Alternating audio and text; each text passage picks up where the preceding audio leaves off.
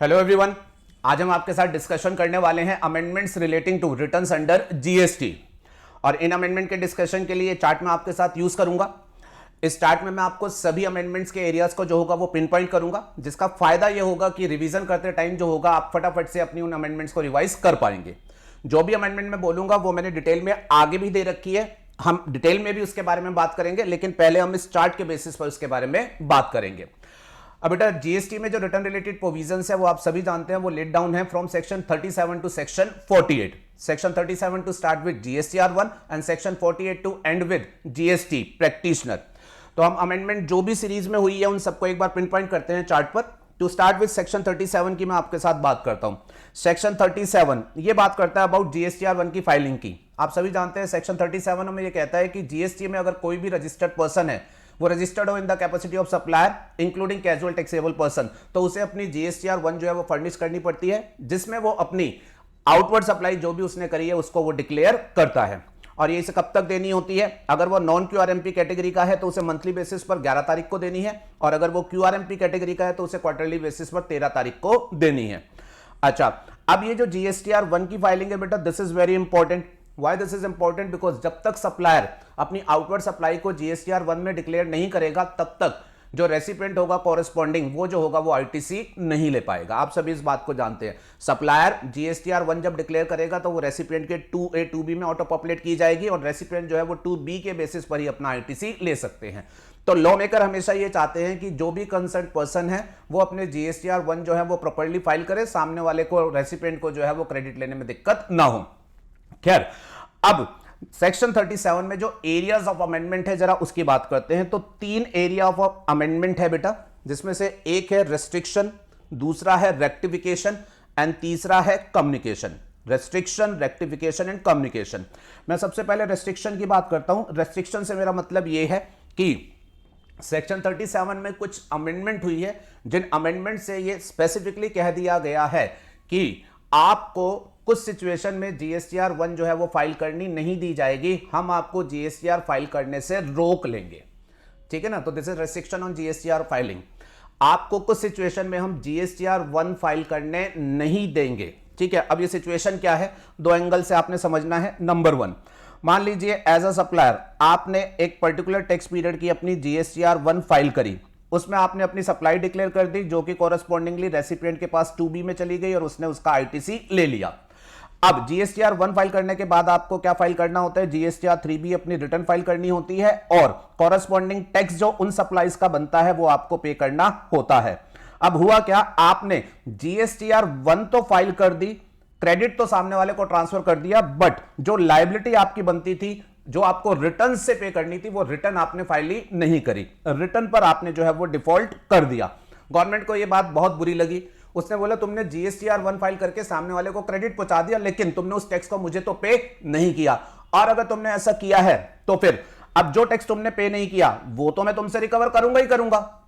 वो तो ऑब्वियस सी बात है, उसके लिए तो सेक्शन 75 में स्पेसिफिकली लिखा हुआ है कि हम आपसे वो रिकवरी कर सकते हैं। तो वो तो मैं तुमसे रिकवर करूंगा ही करूंगा, लेकिन ये जो गलत काम तुमने अभी कर दिया ना, ये मैं तुम्हें आगे करने नहीं दूंगा। ये मैं तुम्हें आगे करने नहीं दूंगा। मतलब ये हो गया कि मैं नेक्स्ट टैक्स पीरियड में तुम्हें जीएसटीआर1 फाइल करने से रोक लूंगा।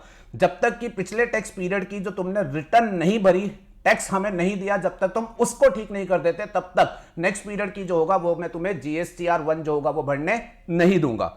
सर, ये जो आप कह रहे हो ये बात तो हमें सुनी सुनी सी लग रही है, ये बात तो हमने पढ़ी थी। अच्छा जी, याद आता है कहां पढ़ी थी? हां सर, हमने ये जो पहले प्रोविजन पढ़े थे लास्ट टाइम पर भी, उसमें रूल 59 में ये बात लिखी हुई थी। मुझे बहुत अच्छा लगा अगर कोई इस बात को रिकलेक्ट कर पाया। आप बिल्कुल ठीक कह रहे हो। रूल 59 जो जीएसटीआर1 के रिलेशन में बात करता है, उसमें यह बात लिखी हुई थी कि किसी पर्सन ने अगर अपनी एक टैक्स पीरियड की जीएसटीआर3B नहीं भरी तो उसे आगे जीएसटीआर1 जो होगा वो फाइल करने नहीं दिया जाएगा। लिखा हुआ था बिल्कुल बेटा। लेकिन एक बात सुनिएगा, अब ये जो रूल 59 में जीएसटीआर1 की फाइलिंग पर रेस्ट्रिक्शन लगाई गई थी कि भाई रिटर्न नहीं दे रखी पिछले पीरियड की तो जीएसटीआर1 नहीं फाइल करने दी जाएगी, ये जो रेस्ट्रिक्शन लगाई गई थी ना, इस रेस्ट्रिक्शन को रूल ने लगाया था, पर सेक्शन में उसका कोई कॉरेस्पॉन्डिंग वैलिडेशन नहीं था।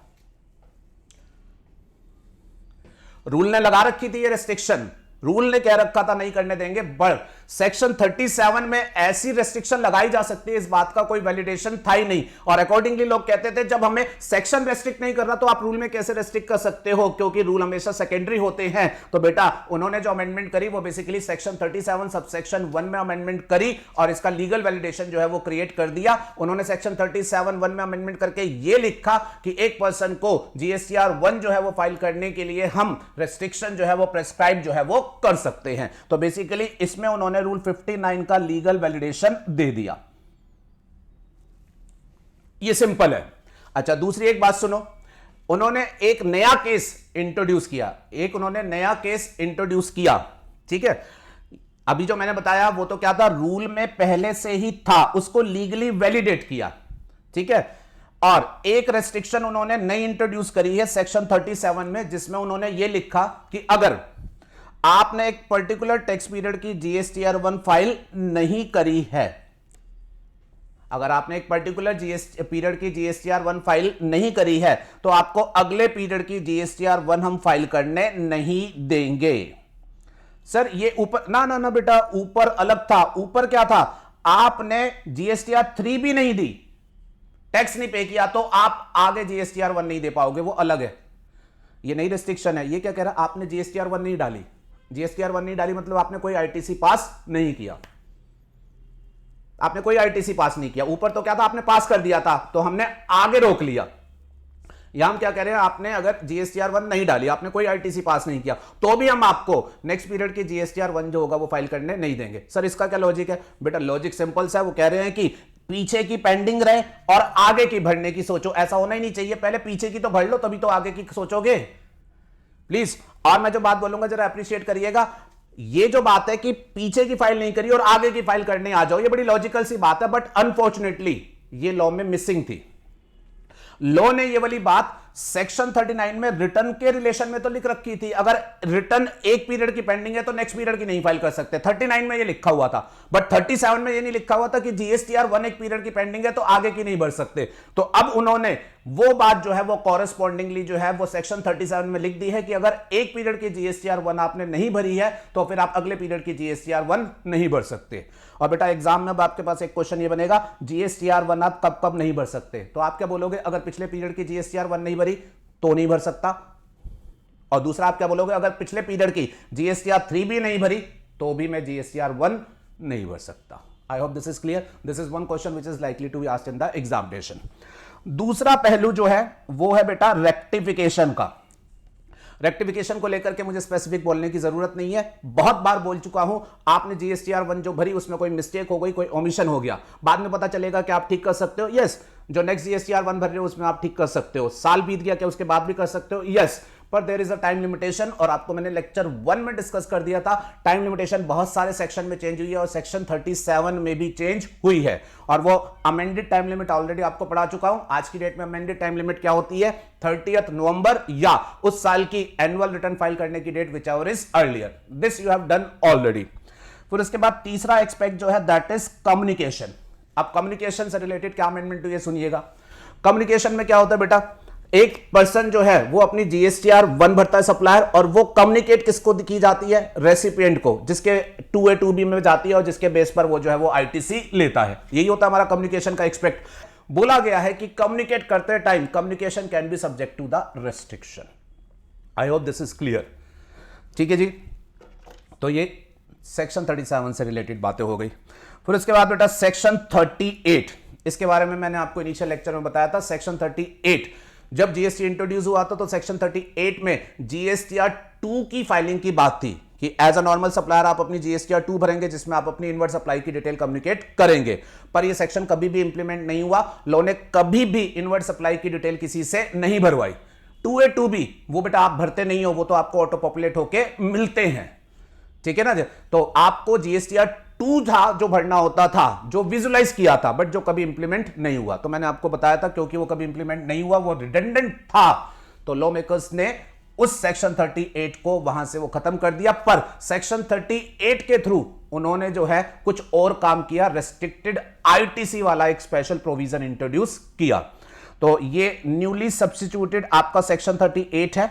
और इसमें बेटा आईटीसी से रिलेटेड बातें हैं, तो सेक्शन 38 का डिस्कशन जो मैं आपके साथ करूंगा वो मैं आपके साथ करूंगा आईटीसी वाले चैप्टर में। यहां सिर्फ आपको एक बात बोल देता हूं, जैसा कि मैंने आपको बोला, ये फाइल करेगा अपनी जीएसटीआर 1, सामने वाले के पास जाएगी ये 2B में, ठीक है जी, जिसके बेसिस पर वो आईटीसी लेगा।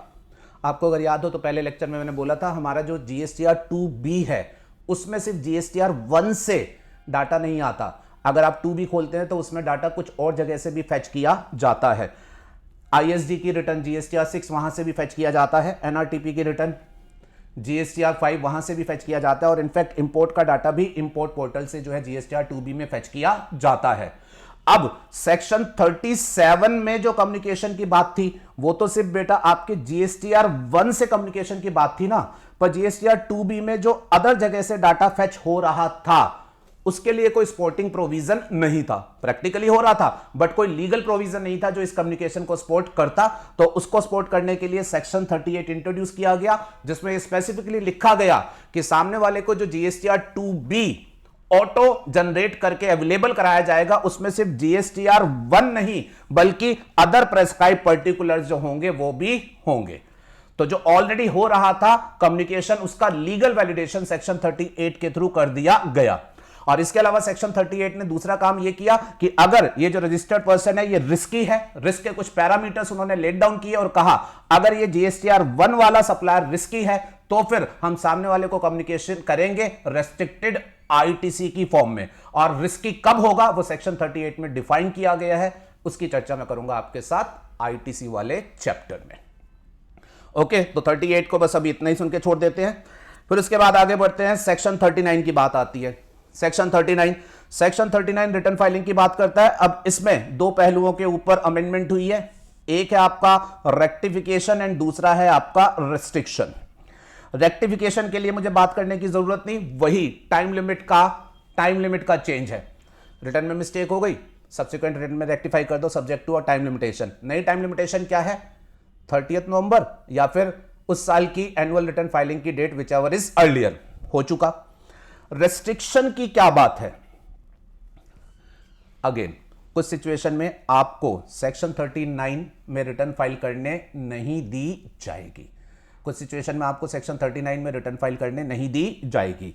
एक बात तो मैंने अभी आपको दोहराई, अगर आपने एक पीरियड की जीएसटीआर 3B फाइल नहीं करी, ये पेंडिंग पड़ी हुई है, और आप ये सोचो कि मैं अगले पीरियड की जीएसटीआर 3B फाइल कर दूं, तो लोग कहता है कि नहीं आप नहीं कर पाओगे। और ये बात नहीं है, ये ऑलरेडी लिखी हुई थी, सेक्शन 39 में ये बात ऑलरेडी लिखी हुई थी। अब जहां ये बात लिखी हुई थी उन्होंने अब इसमें चेंज ये किया कि अब मान लो एक पर्सन ने एक पीरियड की जीएसटीआर 1 फाइल नहीं करी, जीएसटीआर 1 फाइल नहीं करी, तो भी उसको जो होगा जीएसटीआर 3B जो होगी वो फाइल करने नहीं दी जाएगी। बात समझ में आई? पहले हम उसको जीएसटीआर 3B फाइल करने से कब रोकते थे, जब उसने पिछली रिटर्न नहीं दी। अब हम क्या कह रहे हैं, आपने अगर जीएसटीआर 1 नहीं भरा ना तो फिर आपको जीएसटीआर 3B फाइल करने नहीं दिया जाएगा। हमने हमेशा क्या विजुलाइज किया, पहले जीएसटीआर 1 भरो फिर 3B भरो, बट कुछ लोग ऐसा करते थे वो 1 नहीं भरते थे, सिर्फ 3B भरते थे। तो उन लोगों पर नकेल कसने के लिए अब उन्होंने ये लिख दिया कि भाई साहब जीएसटीआर 1 भी भरा हुआ होना चाहिए, देन ओनली आप अपनी जीएसटीआर 3B जो होगा वो भर पाएंगे। Are you okay with this? चलिए, सेक्शन 39 में एक और एरिया ऑफ अमेंडमेंट जो है वो है बेटा एनआरटीपी की रिटर्न। एनआरटीपी जो है हमारे पास नॉन रेजिडेंट टैक्सेबल पर्सन, इसको लेकर के सेक्शन 39(5) ये कहता था कि ये अपनी रिटर्न जीएसटीआर 5 डालेंगे मंथली बेसिस पर। पहले इनके लिए टाइम लिमिट प्रेस्क्राइब होती थी पहले इनके लिए टाइम लिमिट होती थी 20 तारीख, महीना खत्म होने के बाद 20 तारीख। अब वो चेंज होकर कर दी गई है 13 तारीख, महीना खत्म होने के बाद 13 तारीख तक इन्हें जो होगी वो रिटर्न देनी होगी। और ये टाइम लिमिट का चेंज इसलिए किया गया बेटा, ये जो भी रिटर्न डालते हैं उस रिटर्न से डाटा जो है वो 2B में ऑटो पॉपुलेट किया जाता है। और कोई भी व्यक्ति अपना 2B कब खोलता है, 14 तारीख को, महीना खत्म होने के बाद 14 तारीख को। जब ये 20 को डालते थे तो फिर ये जब 20 को डालते थे तो उसको अगले महीने के 2B में नजर आता था, जिसकी वजह से उसका क्रेडिट लेट होता था। अब उस चीज को मैच करने के लिए इन्होंने एनआरटीपी के रिटर्न का पीरियड चेंज कर दिया है और बोल दिया है कि इसको जो है वो 13 तारीख तक रिटर्न डालनी है, ताकि 2B में वो 14 तारीख को जो है वो डाटा नजर आए, इसके रेसिपिएंट को जो है वो तकलीफ ना हो। सिंपल सा चेंज है, ठीक है जी। अच्छा, फिर उसके बाद कहां चेंज हुआ है जी? उसके बाद चेंज हुआ है सेक्शन 41 में। सेक्शन 41 डिस्कस कर चुका आपके साथ, प्रोविजनल आईटीसी। लॉ मेकर पहले क्या कहता था, आप अपना आईटीसी सेल्फ असेस करके अपनी रिटर्न में क्लेम करो, और जो आप सेल्फ असेस करके क्लेम करोगे वो प्रोविजनल होगा, जिसको हम मैचिंग के बाद फाइनल करेंगे। हम चेक करेंगे कि आपके सप्लायर ने टैक्स पे कर दिया या नहीं कर दिया, अगर मैच हो गया तो ही हम फाइनल करेंगे। अब उन्होंने फाइनली सेक्शन 41 में उस बात को डिलीट कर दिया है और सिंपल बोल दिया है, आप सेल्फ असेस करके रिटर्न में जो भी क्लेम करोगे वो आपका फाइनल होगा, जो भी क्लेम करोगे वो आपका फाइनल होगा। तो प्रोविजनल का कंसेप्ट हट गया है, इसमें लिख दिया गया है कि अब आपका क्रेडिट जो भी आप रिटर्न में सेल्फ असेस करके क्लेम करोगे वो फाइनल होगा। और ये इसलिए भी कर दिया गया बेटा क्योंकि जो मैचिंग इन्होंने विजुलाइज करी थी जीएसटी में, वो इन्होंने कभी एक्चुअल में इंप्लीमेंट नहीं करी थी। मैंने लेक्चर 1 में आपको बताया, सेक्शन 42 43 में इन्होंने बहुत मैचिंग के बारे में सोचा था, बट ये कभी भी पोर्टल पर इंप्लीमेंट नहीं किया था, और क्योंकि वो इंप्लीमेंट नहीं किया था, रिडंडेंट पड़े हुए प्रोविजन थे, तो फाइनेंस एक्ट 2022 से ये दोनों ही मैचिंग के प्रोविजन डिलीट कर दिए गए हैं। अब जब मैचिंग होगी ही नहीं तो प्रोविजनल फाइनल कैसे होगा? तो इसलिए उन्होंने सीधा बोल दिया, नहीं, आप जो भी क्रेडिट ले रहे हो ये आपका फाइनल क्रेडिट है, रिटर्न में ले लिया, इस क्रेडिट को आप जैसे चाहो फ्रीली जो है वो यूटिलाइज भी कर सकते हो। Are you okay with this? चलिए सीरीज में आगे बढ़ते हैं। 42 43 ऑमिट हो गए। फिर उसके बाद सेक्शन 44 एनुअल रिटर्न, ठीक है जी। एनुअल रिटर्न फाइलिंग को लेकर के सेक्शन 44 बात करता था। इस सेक्शन 44 के फर्स्ट प्रोविजो में ये लिखा हुआ होता था कि कमिश्नर जो है वो किसी भी रजिस्टर्ड पर्सन को रिटर्न फाइलिंग से जो है वो एग्जाम कर सकता है बाय इशूइंग नोटिफिकेशन। 44 कहता था हर रजिस्टर्ड पर्सन रिटर्न फाइल करेगा, ठीक है जी। हर रजिस्टर्ड पर्सन जो भी normal casual TP and composition वाला है बेसिकली वो रिटर्न फाइल करेगा, लेकिन उसमें भी प्रोविजो ये कहता था कमिश्नर किसी पर्टिकुलर क्लास ऑफ पर्सन को किसी पर्टिकुलर फाइनेंशियल ईयर के लिए एनुअल रिटर्न फाइलिंग की रिक्वायरमेंट से जो है वो एग्जेम्प्ट कर सकता है बाय इशूइंग नोटिफिकेशन। और इस फर्स्ट प्रोविजो से पावर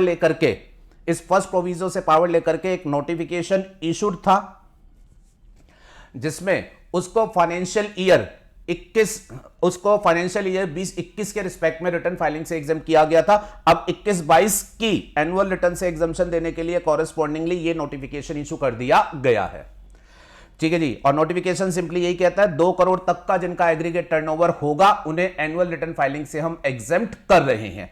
पहले नोटिफिकेशन पिछले साल के लिए आ रखा था, अब जो कंसर्न साल है उसके लिए ये नया नोटिफिकेशन जो है वो इशू कर दिया गया है।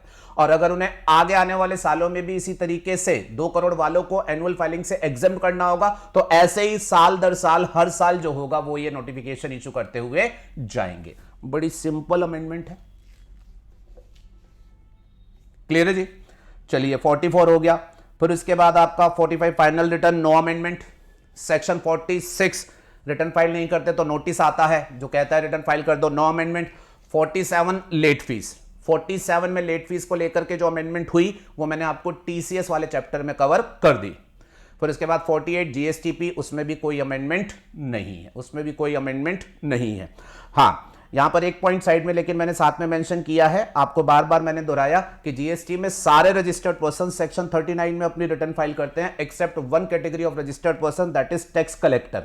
टैक्स कलेक्टर अपनी रिटर्न सेक्शन 39 में फाइल नहीं करता, उसकी एनुअल रिटर्न भी सेक्शन 44 में नहीं होती, उसकी monthly return statement, annual return statement वो सब सेक्शन 52 से गवर्न होते हैं। और मैंने आपको बताया सेक्शन 52 में भी रेक्टिफिकेशन की टाइम लिमिट को चेंज किया गया है, ऑलरेडी टीसीएस वाले चैप्टर में आपके साथ में डिस्कस कर चुका हूं, ठीक है जी। ये हमारे पास एरियाज ऑफ अमेंडमेंट। चलिए जी अब इन सभी अमेंडमेंट्स को डिटेल में देख लेते हैं। आएंगे आप अपने नेक्स्ट पेज पर। सबसे पहले हम बात कर रहे हैं जीएसटी 1 की, which is basically statement of outward supply. GST 1 का जो गवर्निंग सेक्शन है दैट इज सेक्शन 37। अब इसका सेक्शन 37 सबसेक्शन 1 वो ये कहता है कि जीएसटी में अगर कोई पर्सन रजिस्टर्ड है either as a normal supplier और as a casual taxable person, तो वो आदमी जो होगा वो अपनी आउटवर्ड सप्लाई की डिटेल जो होगा वो फर्निश करेगा in the prescribed form and manner. Prescribed form and manner, आपको अपनी आउटवर्ड सप्लाई की डिटेल देनी है और वो आपको किस फॉर्म में देनी है, किस मैनर में देनी है, वो जो होगी वो प्रेस्क्राइब की जाएगी। और प्रेस्क्राइब करने के लिए बेटा उन्होंने यहां पर रूल नंबर 59 बना रखा है, जिसमें ये बोल रखा है जी फॉर्म तो आपका रहेगा जीएसटीआर 1 और आपकी जो मैनर ऑफ फर्निशिंग रहेगी दैट इज इलेक्ट्रॉनिकली। और साथ ही में आपको जो फर्निशिंग करनी होती है उसको फर्निश करते टाइम आपको ये ध्यान में रखना होता है कि आपकी B2B सप्लाई की डिटेल जो है वो जब जाती है तो वो इनवॉइस लेवल डिटेल जाती है, और B2C सप्लाई की डिटेल जो है वो जनरली जो है वो कंसोलिडेटेड फॉर्म में जाती है। ये सारी बातें जो है वो रूल नंबर 59 में लिखी हुई हैं। फिर उसके बाद ड्यू डेट्स को लेकर के सेक्शन 37 ये कहता है, इस बात को जरा ध्यान से सुनिएगा, ड्यू डेट को लेकर के सेक्शन 37 ये कहता है कि ड्यू डेट ये फर्निश करने की जो होगी वो होगी 10th following the end of the tax period. Tax period का मतलब होता है आपका रिटर्न फाइलिंग पीरियड, ठीक है जी। तो सेक्शन 37 ये कह रहा है कि आपका जो भी tax period return filing period होगा उस टैक्स पीरियड के बाद जो 10 तारीख होगी तब तक आपको ये फर्निश करनी होगी। अब अगर आप QRMP टैक्स पेयर हैं तो आपका tax period return filing period जो है वो क्वार्टर है, तो आपको क्वार्टर खत्म होने के बाद 10 तारीख तक देनी है। अगर आप नॉन QRMP टैक्स पेयर है तो आपका tax period return filing period जो है वो महीना है, तो आपको महीना खत्म होने के बाद 10 तारीख तक देनी है। लेकिन यहां एक बात ध्यान से सुनिएगा, एक्ट में ये लिखा हुआ है कि आपको क्वार्टर के बाद 10 तारीख या फिर महीने के बाद 10 तारीख तक देनी है, बट एक्चुअल में आप जानते हैं एक्चुअल में ये डेट्स नहीं है। ये डेट एक्चुअल में इसलिए नहीं है बिकॉज एक्चुअल में ये जो ड्यू डेट्स हैं बेटा ये एक्सटेंडेड चल रही है, and for all practical as well as your examination purpose आपको जो है वो एक्सटेंडेड ड्यू डेट ही याद रखनी है। और क्या है एक्सटेंडेड ड्यू डेट, रिपीट कर देता हूं, वैसे आप सब लोगों को पता है। QRMP टैक्स पेयर जो है उन्हें क्वार्टर खत्म होने के बाद 13 तारीख तक देनी है, और नॉन QRMP टैक्स पेयर जो है वो उन्हें महीना खत्म होने के बाद 11 तारीख तक देनी है। तो यहां एक्ट वाली ड्यू डेट नहीं, आपको एक्सटेंडेड ड्यू डेट से मतलब है महीना खत्म होने के बाद 11 तारीख एंड क्वार्टर खत्म होने के बाद 13 तारीख।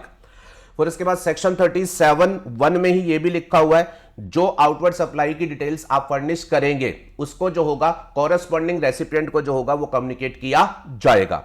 और ये कहता है manner of communication of details to the recipient, वो किस तरीके से कम्युनिकेट की जाएगी उसके लिए ये कहते हैं जी उसका प्रेस्क्राइब्ड फॉर्म, और यहां टाइम भी ऐड करिएगा कि रेसिपिएंट को जब ये कम्युनिकेट किया जाएगा तो ये प्रेस्क्राइब फॉर्म में, प्रेस्क्राइब टाइम में एंड प्रेस्क्राइब मैनर से जो होगा वो कम्युनिकेट किया जाएगा। आप जो भी GSTR1 में डिटेल सबमिट करेंगे तो वो जो होगा वो रेसिपिएंट को जो होगा वो prescribe form which is GSTR2 भी आप जानते हैं, प्रेस्क्राइब टाइम, और वो भी आपको पता है रेसिपिएंट को GSTR2 जो है वो मंथली बेसिस पर 14 तारीख को अवेलेबल कराया जाता है, and prescribe manner electronically basis पर जो है वो अवेलेबल कराया जाता है। और बेटा ये जो कम्युनिकेशन के लिए प्रेस्क्राइब्ड चीजें मैंने बोली है ये लिखी हुई है रूल नंबर 60 में। कहने का मतलब 37 में GSTR1 कैसे भरी जानी है, भरने का प्रेस्क्राइब फॉर्म तरीका वो तो रूल 59 से लिंक है, और फिर वो सामने वाले रेसिपिएंट को कैसे कम्युनिकेट होनी है वो जो है वो रूल 60 में जो है वो आपका एक्सप्लेन है, ठीक है। ये सब मैंने आपको बताया जो जो सेक्शन 37(1) में लिखा हुआ है। अब जरा छोटी सी बात सुनिएगा, अब जो अमेंडमेंट हुई है, अमेंडमेंट जो हुई है उन्होंने कहा जी जो आप GSTR1 जो होगा वो फर्निश करेंगे that shall be subject to such condition and restriction as may be prescribed. ये फर्दर जो है ये इसमें ऐड कर दिया गया है। पहले इसमें सिंपली क्या लिखा होता था कि आप जो डिटेल फर्निश करेंगे वो प्रेस्क्राइब फॉर्म में होगी GSTR1 एंड प्रेस्क्राइब मैनर में होगी इलेक्ट्रॉनिकली, बट अब इसमें साथ में क्या लिख दिया गया है कि जो GSTR1 आप फर्निश करेंगे उसकी फर्निशिंग जो होगी वो subject to condition and restriction होगी जो हम प्रेस्क्राइब करेंगे। कहने का मतलब ये हो गया कि सिर्फ फॉर्म और मैनर की बात नहीं चलेगी, रेदर देन GSTR1 की फर्निशिंग के ऊपर हम रेस्ट्रिक्शन भी जो है वो प्रेस्क्राइब कर सकते हैं, रूल में हम रेस्ट्रिक्शन भी जो है वो प्रेस्क्राइब कर सकते हैं। और प्लीज बेटा ध्यान से सुनिएगा, रूल 59 GSTR1 की फाइलिंग को लेकर के कह रहा था, फॉर्म इसका है GSTR1, मैनर इसकी है इलेक्ट्रॉनिकली, एंड अगर आपको याद हो तो रूल 59 ने साथ में एक ये प्रोविजन भी लिख रखा था कि अगर किसी व्यक्ति ने क्या किया, उसने एक पीरियड की GSTR1 फाइल कर दी, क्रेडिट पास ऑन कर दिया, बट GSTR3B रिटर्न से अपना टैक्स नहीं दिया, देन इन दैट सिचुएशन इस आदमी ने क्रेडिट तो पास कर दिया बट गवर्नमेंट को टैक्स नहीं दिया, तो ये आगे नेक्स्ट टाइम ऐसा गंदा काम नहीं कर पाए, तो इसे नेक्स्ट टाइम जो होगा वो GSTR1 फर्निश नहीं दिया जाएगा, इसको GSTR फर्निश करने से रेस्ट्रिक्ट कर दिया जाएगा। अब ये रूल 59 जो ऑलरेडी लॉ में था, ये असेसी को GSTR1 फर्निश से रेस्ट्रिक्ट कर रहा था अगर उसने अपनी पिछले पीरियड की GSTR3B नहीं भरी। अब ये जो रेस्ट्रिक्शन हो रहा था रूल 59 में, इसके एक्ट में पहले कोई वैलिडेशन प्रोविजन नहीं थे, उन्होंने ये जो अमेंडमेंट करी है उससे बेसिकली उन्होंने इस रूल 59 को वैलिडेट कर दिया है। उन्होंने कहा जी आज की डेट में हमने एक्ट में ये वर्ड इंट्रोड्यूस कर दिए कि आपका जो GSTR1 फर्निश करने की बात है, that will be subject to condition and restriction, जो हम प्रेस्क्राइब कर सकते हैं। तो बेसिकली इन वर्ड से रूल 59 का लीगल वैलिडेशन जो है वो क्रिएट कर दिया गया है। मैंने सिंपली यहां रिमार्क्स में लिख दिया कि रूल 59(6) ये ऑलरेडी नोटिफाइड है हमारा, जो ऑपरेशनल चल रहा है, और इस अमेंडमेंट के साथ रूल 59(6) को जो है वो लीगल बैकिंग दे दी गई है, जो कि ये कहते हैं जीएसटीआर 1 आप फर्निश नहीं कर सकते अगर आपने पिछले वाले पीरियड की जीएसटीआर 3B टैक्स पे करते हुए नहीं भरी है। आई होप दिस इज क्लियर। ठीक है, तो इसको एग्जामिनेशन व्यू पॉइंट से आपको स्पेसिफिकली कुछ याद करके नहीं जाना, बिकॉज प्रोविजन ऑलरेडी था, बट अब जो है उसका लीगल वैलिडेशन कॉरेस्पॉन्डिंगली एक्ट में, रूल को एक्ट की स्पोर्टिंग जो है वो क्रिएट करके दे दी गई है। हो गई पूरी डिटेल। चलिए फिर इसके बाद दूसरी बात सुनिएगा। अब दूसरा पहलू है, आपने जीएसटीआर 1 भरी और रेसिपिएंट को जो है वो कम्युनिकेट कराई गई। ठीक है जी, तो यहां थोड़ा सा विजुअलाइजेशन ले लीजिए। एज अ सप्लायर आपने अपनी जीएसटीआर 1 भरी, रेसिपिएंट को वो कम्युनिकेट की जाती है। ठीक है जी, किस फॉर्म में? जीएसटीआर 2B की फॉर्म में। जीएसटीआर 2B जिसको आप किस नाम से जानते हैं? Auto drafted statement of ITC, auto drafted statement of ITC. अब इसमें एक बात तो ये ध्यान में रखिएगा बेटा, ये जो ऑटो ड्राफ्टेड स्टेटमेंट होता था, इसका नाम चेंज करके अब इसको दे दिया गया ऑटो जनरेटेड। ऑटो जनरेटेड नाम इंप्रूव कर दिया गया है। सबसे पहली बात तो ये ध्यान में रखिएगा, पहले इसे क्या बोलते थे? ऑटो ड्राफ्टेड स्टेटमेंट, अब इसको हम बोल रहे हैं ऑटो जनरेटेड। अच्छा, ये वाला जो नया नाम है ये ज्यादा लॉजिकल है। क्यों बेटा? रेसिपिएंट को जीएसटीआर 2B बनाना पड़ता है या इसे पोर्टल खुद से जनरेट करके देती है? पोर्टल खुद से जनरेट करके देती है। ठीक है, तो इस वजह से इसका जो नया नाम है वो थोड़ा ज्यादा लॉजिकल और बेहतर हो गया है। खैर ये कॉस्मेटिक चेंज है, बट आपको स्टिल ध्यान में रखना है, आज के बाद आप जो यूज करेंगे that is auto generated statement of ITC. ठीक है, अब सप्लायर जीएसटीआर 1 अपनी फर्निश कर रहा है as per the provision of 37 read with rule 59, online and ये सब फर्निश कर रहा है, और कम्युनिकेशन जो हो रहा है, कम्युनिकेशन हो रहा है एज पर सेक्शन 37, और यहां जो प्रेस्क्राइब रूल चल रहा है दैट इज रूल 60। और रूल 60 में लिखा था कि रेसिपिएंट को जो है ये जीएसटीआर 2B की फॉर्म में कम्युनिकेट किया जाएगा, और ये जो जीएसटीआर 2B है ये रेसिपिएंट को जो होगा वो ऑनलाइन मैनर में कम्युनिकेशन से मिलेगा। एंड फर्दर इसमें लिखा हुआ था कि रेसिपिएंट को जो होगा ये मंथली बेसिस पर जो होगा वो 14 तारीख को अवेलेबल कराया जाएगा। तो जैसे इधर हमारा सप्लायर है, इसने अप्रैल में अपनी जीएसटीआर 1 भरी, और उधर कॉरेस्पॉन्डिंगली रेसिपिएंट को वो जो होगा वो अप्रैल में ये 14 मई तक जो होगा वो अवेलेबल कराया जाएगा। ठीक है जी। अच्छा, अब सुनिएगा, अब इसमें लाइन क्या लिखी? Communication of detail furnish by the supplier in his GSTR 1 to the recipient shall also be subject to such conditions and restriction as may be prescribed. अब जरा ध्यान से सुनिएगा, पहले सेक्शन 37 में जो लिखा होता था कम्युनिकेशन को लेकर के, वो ये लिखा होता था कि कम्युनिकेशन जो होगा वो prescribe form, prescribe time and prescribe तरीके से किया जाएगा। ठीक है जी। अब यहां पर अमेंडमेंट करके साथ में यह लिख दिया गया है कि जो कम्युनिकेशन रेसिपिएंट को करेंगे उस कम्युनिकेशन को फर्दर कंडीशनल कर सकते हैं एंड फर्दर उसे रेस्ट्रिक्ट भी कर सकते हैं as may be prescribed, as may be prescribe. थोड़ा सा इंफेसिस करना चाहूंगा, कम्युनिकेशन को लेकर के पहले सिर्फ ये लिखा गया था prescribe form, prescribe time and prescribe तरीके से किया जाएगा, बट अब कम्युनिकेशन के तरीके में उन्होंने क्या कर दिया, उस कम्युनिकेट करते टाइम हम उस कम्युनिकेशन को कंडीशनल या रेस्ट्रिक्टेड बनाना चाहे तो वो भी हम कर सकते हैं। अब ये इन्होंने क्यों किया? बड़ी मेरी बात सुनिएगा, सिंपल सी।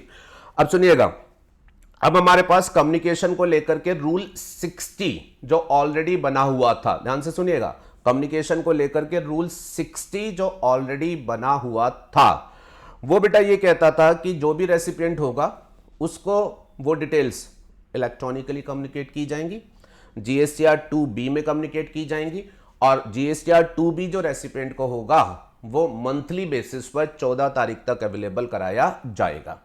अच्छा, फिर एक बात रूल 60 में ये भी लिखी हुई थी, एक रेसिपिएंट को जब ये मंथली बेसिस पर 14 तारीख तक अवेलेबल कराया जाएगा तो इसे उस स्टेटमेंट में कौन सी डिटेल्स जो होंगी वो फर्निश की जाएंगी।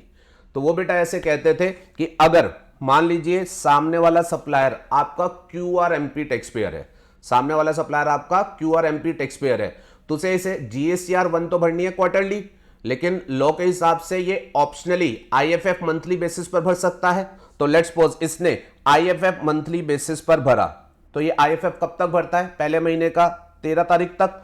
तो ये आईएफएफ 13 तारीख तक भरेगा। लेट्स सपोज अप्रैल का महीना है, तो कॉरेस्पॉन्डिंग ये जो क्यूआरएमपी सप्लायर है वो अप्रैल के महीने का, मतलब क्वार्टर का जो पहला महीना है उसका आईएफएफ जो होगा अप्रैल के महीने का वो भरेगा 13 मई तक। वो डिटेल सामने वाले को कम्युनिकेट कर दी जाएंगी और उसको अकॉर्डिंगली उसको 14 मई को जो अप्रैल का जीएसटीआर 2B होगा उसमें वो डिटेल्स होंगी वो शो कर दी जाएंगी। बहुत बढ़िया। बट अगर यही सप्लायर बेटा हमारा जो है वो क्यूआरएमपी टैक्स पेयर नहीं है, ये नॉन क्यूआरएमपी टैक्स पेयर है, तो उस केस में ये जीएसटीआर 1 ही भरेगा। कब तक? 11 तारीख तक। इसने अपनी जीएसटीआर 1 11 तारीख तक भर दी, ठीक है जी। उसको रेसिपिएंट को जो होगा उस कॉरेस्पॉन्डिंग महीने में 14 तारीख के जीएसटीआर 2B में ये दिखा दी जाएगी। बट अब एक केस सुनिएगा, अगर ये जो सप्लायर है इसने अपनी जीएसटीआर 1 11 को नहीं भरी, इसने लेट्स सपोज लेट भरी, 12 को भरी, 13 को भरी, देन इन दैट सिचुएशन क्या ये डिटेल अभी भी रेसिपिएंट को कम्युनिकेट की जाएंगी? Answer is yes. इसने जीएसटीआर 1 भरी तो ये सामने वाले को अभी भी कम्युनिकेट की जाएगी। बट अब स्पेशल पॉइंट क्या आ जाता है, अगर ये ड्यू डेट के बाद अपनी जीएसटीआर 1 भरता है तो फिर रेसिपिएंट को ये कम्युनिकेट तो की जाती है, बट रूल 60 ये कहता है कि रेसिपिएंट को अब ये उस महीने के जीएसटीआर 2B में कम्युनिकेट नहीं की जाएगी, ये अब उसको नेक्स्ट महीने के जीएसटीआर 2B में जो होगी वो कम्युनिकेट की जाएंगी। मैंने जो बोला कि आपको याद आया? यस, हल्का सा याद आया होगा, दोबारा दोहरा देता हूं। अगर सप्लायर हमारा है नॉन क्यूआरएमपी, अप्रैल के महीने की इसने जीएसटीआर 1, अगर इसने 11 तारीख जो ड्यू डेट है 11 तारीख तक भर दी तो ये कॉरेस्पॉन्डिंग रेसिपिएंट को उसके अप्रैल के महीने का जीएसटीआर 2B जो कि उसे 14 को मिलता है उसमें कम्युनिकेटेड मिलेंगी। बट अगर इस सप्लायर ने अपनी जीएसटीआर 1 जो है वो 11 तारीख की ड्यू डेट को नहीं भरी, इसने बिलेटेड भरा, 12 या 13 को भरा, अब सामने वाले रेसिपिएंट को जीएसटीआर 2B मिलना भले ही 14 को हो, उस 14 से पहले सामने इसने भर दी है। लेकिन रूल 60 में लिखा हुआ था कि भाई साहब अगर सप्लायर ड्यू डेट के बाद भरेगा, अगर supplier non QRMP due date के बाद भरेगा तो रेसिपिएंट को कम्युनिकेट तो होगा, बट उस महीने के जीएसटीआर 2B में नहीं होगा, वो नेक्स्ट महीने के जीएसटीआर 2B में होगा।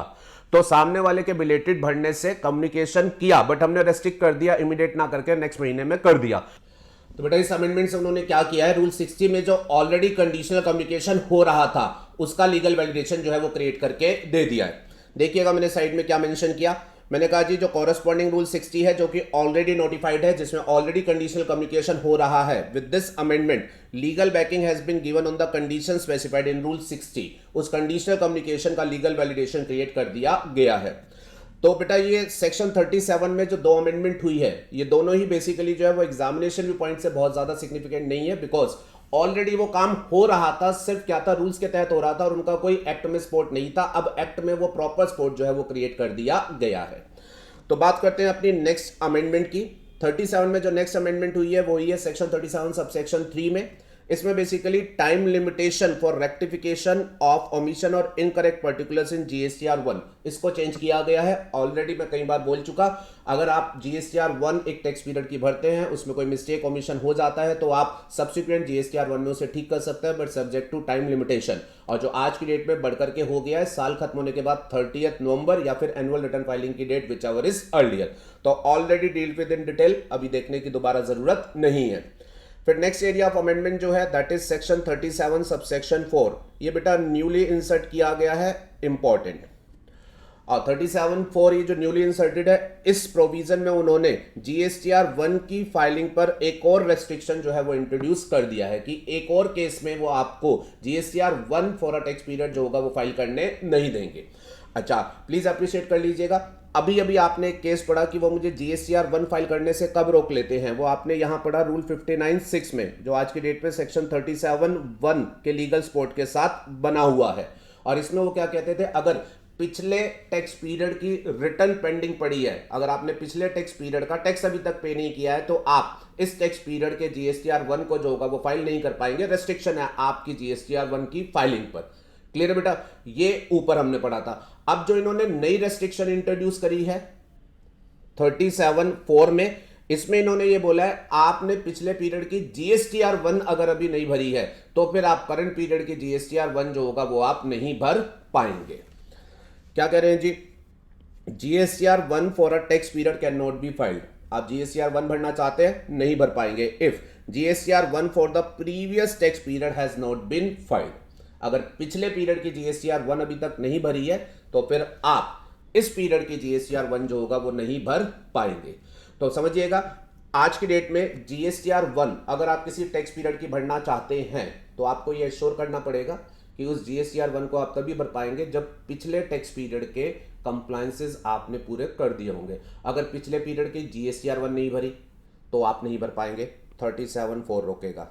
अगर पिछले पीरियड की आपने GSTR 1 भरी है लेकिन 3B नहीं भरी तो भी आप GSTR 1 नहीं भर पाएंगे, आपको 37(1) रेड विद रूल 59(6) जो होगा वो रोक लेगा। Are you okay with this? ठीक है जी। तो एक समरी में अगर याद रखना चाहे, इतने सेक्शंस पर एम्फेसिस ना रखना चाहे तो सिंपली ऐसे ध्यान में रख ले, पिछले पीरियड का GSTR 1 का कंप्लायंस पेंडिंग है या GSTR 3B का पेंडिंग है तो आप करंट वाले पीरियड की GSTR 1 को नहीं भर पाएंगे। ऐसी रेस्ट्रिक्शन इंट्रोड्यूस कर दी गई है और इससे आपका एक प्रॉपर डिसिप्लिन जो है आपको फॉलो करने के लिए कहा जा रहा है। और इन बातों को मैंने बेटा यहाँ डायग्राम में भी जो है वो प्रेजेंट करके आपको दे दिया है, प्लीज ध्यान में रखिएगा। अच्छा, एक बात आपको और दोहराता हूँ, ये जो 37(4) है जो ये कह रहा है पिछले पीरियड की GSTR 1 नहीं भरी तो अब GSTR 1 नहीं भर पाओगे, ऐसी बात रिटर्न के सेक्शन में ऑलरेडी पहले लिखी हुई थी। रिटर्न का सेक्शन 39 उसमें ये बात क्लियर कट लिखी हुई थी, अगर एक पीरियड की रिटर्न पेंडिंग है तो आगे रिटर्न नहीं भर पाओगे। पर GSTR 1 को लेकर के ये बात नहीं लिखी हुई थी। रिटर्न के लिए ये बात सेक्शन 39 सब सेक्शन 10 में लिखी हुई थी, बट GSTR 1 के लिए सिमिलर प्रोविजन यहां नहीं थे, तो उसको उन्होंने बेसिकली 37(4) से इंट्रोड्यूस किया है।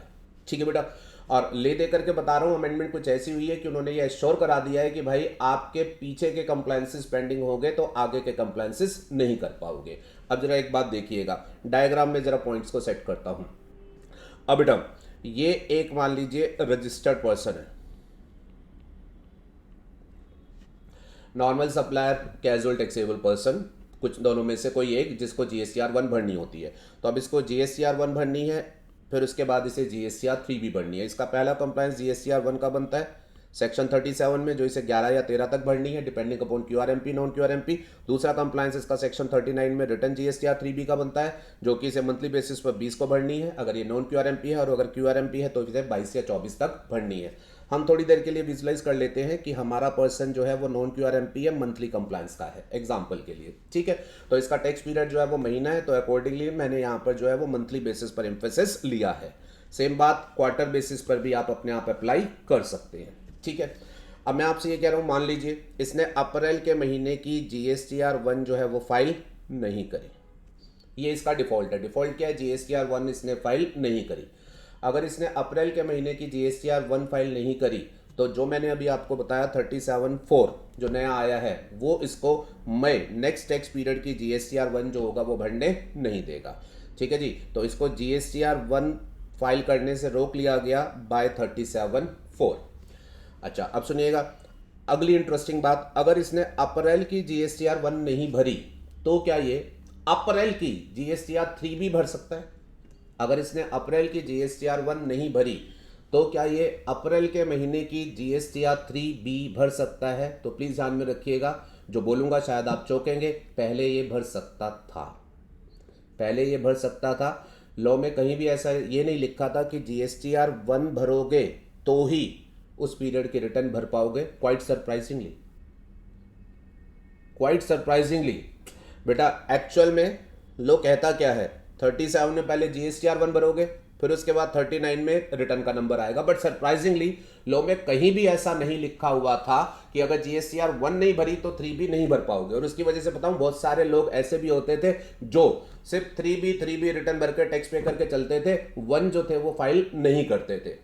और लोगों को लगा ये तो भाई गलत माइंडसेट लोगों का बन जाएगा कि उन्हें ये लगेगा GSTR 1 भरने की जरूरत ही नहीं है, तो उन्होंने आपके रिटर्न फाइलिंग पर रेस्ट्रिक्शन लगा दी कि जब तक GSTR 1 नहीं भरा जाएगा तब तक आप उस पीरियड की रिटर्न जो होगे वो भी फाइल नहीं कर पाओगे। कहने का मतलब आपके लिए किसी भी टैक्स पीरियड में पहले GSTR 1 फाइल करना मैंडेटरी कर दिया गया है, अदरवाइज उस टैक्स पीरियड की आप रिटर्न नहीं भर पाओगे। और बेटा ये रेस्ट्रिक्शन क्योंकि उन्हें रिटर्न पर लगानी थी, तो रिटर्न कौन से सेक्शन में फाइल होती है? 39 में। तो रेस्ट्रिक्शन कौन सा सेक्शन लगाएगा? सेक्शन 39। तो आगे चल के पढ़वा भी दूंगा। सेक्शन 39 में भी कॉरेस्पॉन्डिंगली अमेंडमेंट कर दी गई है, जिसमें लिख दिया गया है अगर इसने एक पीरियड की रिटर्न फाइल नहीं करी तो उस पीरियड की 3B जो होगा वो ये फाइल नहीं कर पाएगा। GSTR 3B can not be filed, ये सेक्शन 39(10) में फाइनेंस एक्ट 2022 से इंसर्ट कर दिया गया है। पहले पता है 39(10) क्या कहता था, रिटर्न नहीं भरी पिछले पीरियड की तो नेक्स्ट पीरियड की नहीं भर पाओगे। अब उसमें साथ में ये लिख दिया गया है पिछले पीरियड की रिटर्न नहीं भरी तो भी रिटर्न नहीं भर सकते। अगर आपने इस पीरियड का GSTR 1 नहीं भरा तो इस पीरियड की GSTR 3B जो है वो आप नहीं भर सकते। तो अगर कोई आपसे पूछे आज की डेट में GSTR 1, एक GSTR 1 कोई फाइल ना करे तो उसके ऊपर कंसिक्वेंसेस क्या होंगे, एग्जाम का क्वेश्चन बन जाएगा कि अगर एक आदमी ने एक टैक्स पीरियड की GSTR 1 नहीं भरी तो उसके पास कंसिक्वेंसेस क्या होंगे। तो आप उसे आज की डेट में इस डायग्राम से आसानी से समझ सकते हैं। दो कंसिक्वेंसेस होंगे, एक GSTR 1 नहीं भरेगा तो GSTR 3B नहीं भर पाएगा, उसे रिटर्न भरने से सेक्शन 39 सबसेक्शन 10 रोक लेगा। आपको सबसेक्शन एग्जाम में भले ही ना ध्यान रहे बट रिटर्न का सेक्शन तो पता ही है ना, तो सेक्शन 39 रेफरेंस में दे देना। 1 नहीं भरी तो उस पीरियड के रिटर्न नहीं भर पाओगे। एंड दूसरा कंसिक्वेंसेस क्या होगा, अगले पीरियड की GSTR 1 भी जो होगा वो नहीं भर पाओगे। Are you okay with this? अच्छा, और अगर इस चीज को फर्दर एक्सटेंड करना चाहूं, अगले पीरियड की GSTR 1 नहीं भर पाए तो फिर उससे रिलेटेड फिर से अगर बात करूं 1 नहीं भर पाए तो फिर दोबारा उस पीरियड की GSTR 3B भी नहीं भर पाओगे, सेक्शन 39 आ जाएगा। तो मतलब ले दे करके पूरा कंट्रोल नकेल कस दी गई है, जब तक पीछे वाले कंप्लायंसेस नहीं करोगे तब तक आगे वाले कंप्लायंसेस में आपको दिक्कत आएगी। Are you okay with this? चलिए, अच्छा, और ये जो दोनों ही पॉइंट जो है ये है कि GSTR 1 से हमने इसे रिटर्न फाइल करने से रोक लिया और अगले पीरियड की GSTR 1 से रोक लिया। इन दोनों में ही 37(4) जो नया इंसर्टेड है एंड 39(10) जो कि अमेंड किया गया है, इन दोनों में ही साथ में लेकिन एक प्रोविजो भी रखा गया है। उस प्रोविजो में यह कहा गया है कि वैसे तो ये प्रोविजन यही है बट अगर गवर्नमेंट किसी पर्टिकुलर रजिस्टर्ड पर्सन या क्लास ऑफ रजिस्टर्ड पर्सन को इस रेस्ट्रिक्शन से फ्री करना चाहे तो गवर्नमेंट के पास पावर रहेगी, वो नोटिफिकेशन से बोल सकती है कि हम इन लोगों को जो है वो रिलैक्सेशन दे रहे हैं। ठीक है बेटा, 37(4) में जैसे देखो उन्होंने साथ में ये प्रोविजो से एक्सेप्शन बना रखा है, गवर्नमेंट में by notification relax above restriction for a registered person और a class of registered person. Government ने ये पावर रखी हुई है और सेम पावर उन्होंने 39 में भी रखी हुई है। तो मैंने यहां पर लिख दिया first point as well as second point, दोनों में एक्सेप्शन है, गवर्नमेंट के पास पावर है कि वो रिलैक्सेशन दे सकती है। सर क्या किसी को दिया है अभी? आंसर इज नो, प्रेजेंटली किसी को नहीं दिया है, जरूरत पड़ेगी तो वो देंगे। वैसे मुझे लगता नहीं है प्रैक्टिकली वो किसी को रिलैक्सेशन देंगे, ठीक है ना, बिकॉज दे सीरियसली वांट कि कंप्लायंसेस पूरे सीक्वेंशली कंप्लीट होने चाहिए। Are you okay with this?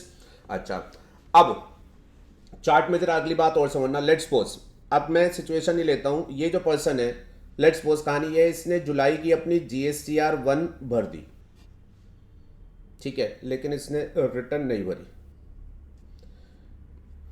अब क्या कंसिक्वेंसेस होंगे जरा ध्यान से सुनना। अगर इसने GSTR 1 भर दी तो इसका मतलब क्या हो गया, इसने अपनी आउटवर्ड सप्लाई की डिटेल दे दी, आगे कॉरेस्पॉन्डिंगली ITC भी पास ऑन कर दिए होंगे, ठीक है, GSTR 1 भर दी तो आगे 2B के थ्रू ITC भी पास हो गए होंगे, लेकिन इसने रिटर्न नहीं भरी मतलब इसने टैक्स पेमेंट नहीं करी।